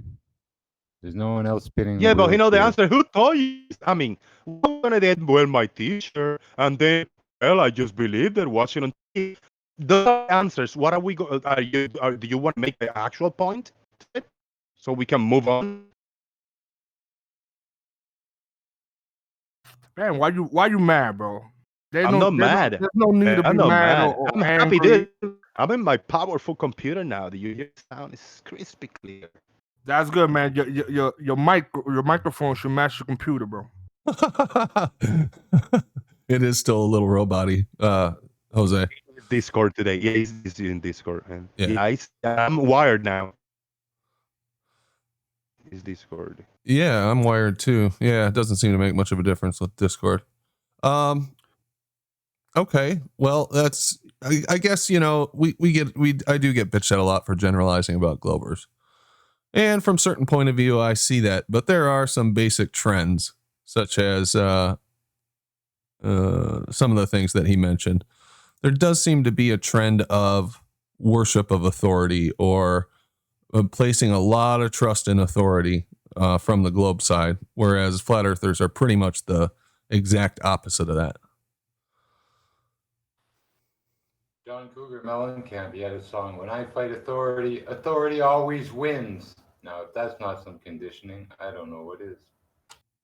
And one of my fortes is I pull out. They try to generalize flat earthers because that is fair. Not everybody is the same. We're all individuals who all believe different things. Yeah, that's true. There's That's always why exceptions. Glober cuckoos pretending, Globers pretending to be cuckoo flat earthers getting interviewed and stuff, you know. You know, the media is gonna, and already has, and it was weaving a script for this flat earth, you know, including Mad Mike and a bunch of others. This is all scripted. Oh well. Then why do you do interviews? If the lovers and they want to, you know, they're gonna make fun of you. They're gonna try to prove you wrong. Why do you even time then? Well, you know, I'd have about as much luck even introducing, like, you know, one can enter in a ether band and everyone rallies around it. And I'm trying to get people to look at vapor pressure and beat my head against a fucking wall. So what can I say? I'd rather talk to a brick wall. And that's all I gotta say. You guys keep going round and round in your own shit, crawling through it on your bellies. Be my guest. I'm gonna insist. Is that like for me? I included that because you say you, and I was talking. You're a Me? snake who crawls on his belly and speaks with a forked Oh, tongue how cute. out of both sides of his mouth. You claim to be How the devil's cute you are. advocate anyway. You play both sides. Oh, you're and so you're happy nice. to. So yeah. So. Yes, Except what kind-hearted. you are, a snake that crawls through its own muck on its belly and speaks out of both sides of its face.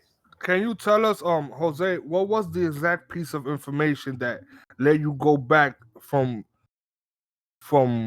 flat to globe? What was it? What was it exactly that hit you in the head and said, "Oh man, that makes sense. I gotta go back." I might break up, but I tried to go from point A to B on a car, and there was no car. Again. There was no car. I say, whoa, this flat earth where there was no car. And then I look to the other side, there was a broken car, and I can pull some white tape on it, and it took me. I wanted to go. That was the point. When I could drive a broken car to where I wanted to go versus I to the other side, there was no car. That is flat earth. Thank you. Well, on that note, it is 7:45. We're going to do final thoughts. But I just Go ahead, Howard. Yeah, go ahead. no, I was just saying, but I just got here. I'm sorry. You got to get here earlier, man. I know what that'd be. I just been busy. Well, why don't we start off with you, Howard? Do you have anything to say, even though you just got here? Final thoughts? No, like the generalization and grouping people all together. Like I like talking to you, Brandon. You're well spoken. You're obviously intelligent, and you're pleasant to talk to. And then there are some that I won't even respond to. And you can't generalize and throw everybody under the bus just based on like what they think the shape of the earth is. There's good folks and bad folks, and I like to try to keep hang out with the good people. Yeah, well said, Left Lane. Thank you. Matrix Media J. Thank you for having me, Brandon. Shout out to Ranty if you're out there. Thank you for tolerating me or whatever. And good conversation with Jose, the flip flop. I hope you stay on the after show so we can continue talking. And that's it. Yeah, no tolerating involved. You're always welcome, Matrix. Rakia's in the tournament, but you got any final thoughts? No, we'll come back if you come back on. Rob Keane. Yeah, mic check. Yep, you're good. I'm good. I missed a lot of the show. I hate this, but what I did hear was the conversation between Jose and Travis, and I think the two of them just have a difference of opinion. That's my take on what I heard. Conflating two different phenomenons, but that's just what I heard. I'm not gonna try and pin either of them down on it. Thanks for coming out, Jose. It's nice to start seeing some of the ballers coming back around. We might be having progression is good. Thanks, guys. Great show for what I did here. Thanks, Rob. Brennan. Thanks, man. SE. Yeah, another good show. Shout out Ranty, shout out yourself, and all the panelists and everybody. Good night, everybody. All right, thanks, SE. The real Bob Dole.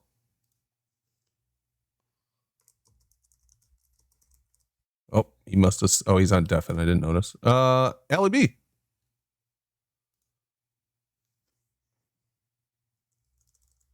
No, Allie's away too. All right. Travis. Yeah, Brandon, thanks so much for the show. And anybody out there listening, George, Nappy, whoever else is out there in the chat, just take it under consideration that Carlos got to where he conceded that the conditions of the medium are an alternative explanation, and if they can be taken into account, one or two floors missing, then when you increase the distance and increase the conditions of the medium as well, then you can increase the amount of obstruction, which would then take 2 floors to being 5 floors to being 6 floors or more. So we've asked the question, how do you know when it's the medium, and how do you know when it's your alleged earth curve? And I don't think they have an answer for that. Yep. Thank you, Travis. Flip flop. Hopefully Discord. Let me talk. Damn it, there goes the one red line. Thank you. Sorry, but Discord playing tricks on me. And necessarily, atmospheric phenomena is one factor. Curvature of the Earth is another factor. Just because you put as an alternative for curvature the atmospheric phenomena is not the only one. I'm not going to the factor that I like and wrong with it. You must include them all. Thank you very much. All right. Thanks, Jose. Global virus foe. Yeah, I just thought it was a great show, and thank you, Brandon, and thank you, everybody. Appreciate it. Cool. Thanks, man. Jimbo. Final thoughts, like usual. Fucking A. Vapor pressure, A. Fucking A. My final thought. Vapor pressure, A. He's a Canuck, eh? Yeah, it's an ether band, eh? That's Vapor very pressure, intelligent. barometric Very pressure. intelligent. That's the most intelligent thing you'd say today. So thank you. Yeah, eat my arse, you fucking drip. All right. Well, on that note, let me give my final thoughts. Good show. Appreciate you guys being here as always. Really good content. Thanks, Travis. Good stuff. Analysis from SE and the rest of the panel. Appreciate you guys taking the time to come out, be part of the show. You guys are the show, so thank you very much. Thank you, Jose, for stopping by, and we'll see you guys later. I will be recording after the show, so when I come off deafen, then I'll be recording. All right. Well, thanks everyone. Looks like the chat was pretty dang busy tonight. So you guys had your hands full out there. Some pretty good battles going on. Thanks for being here. Everybody have a good night. We'll be back tomorrow, 5:05 Eastern Standard Time. And until then, adios.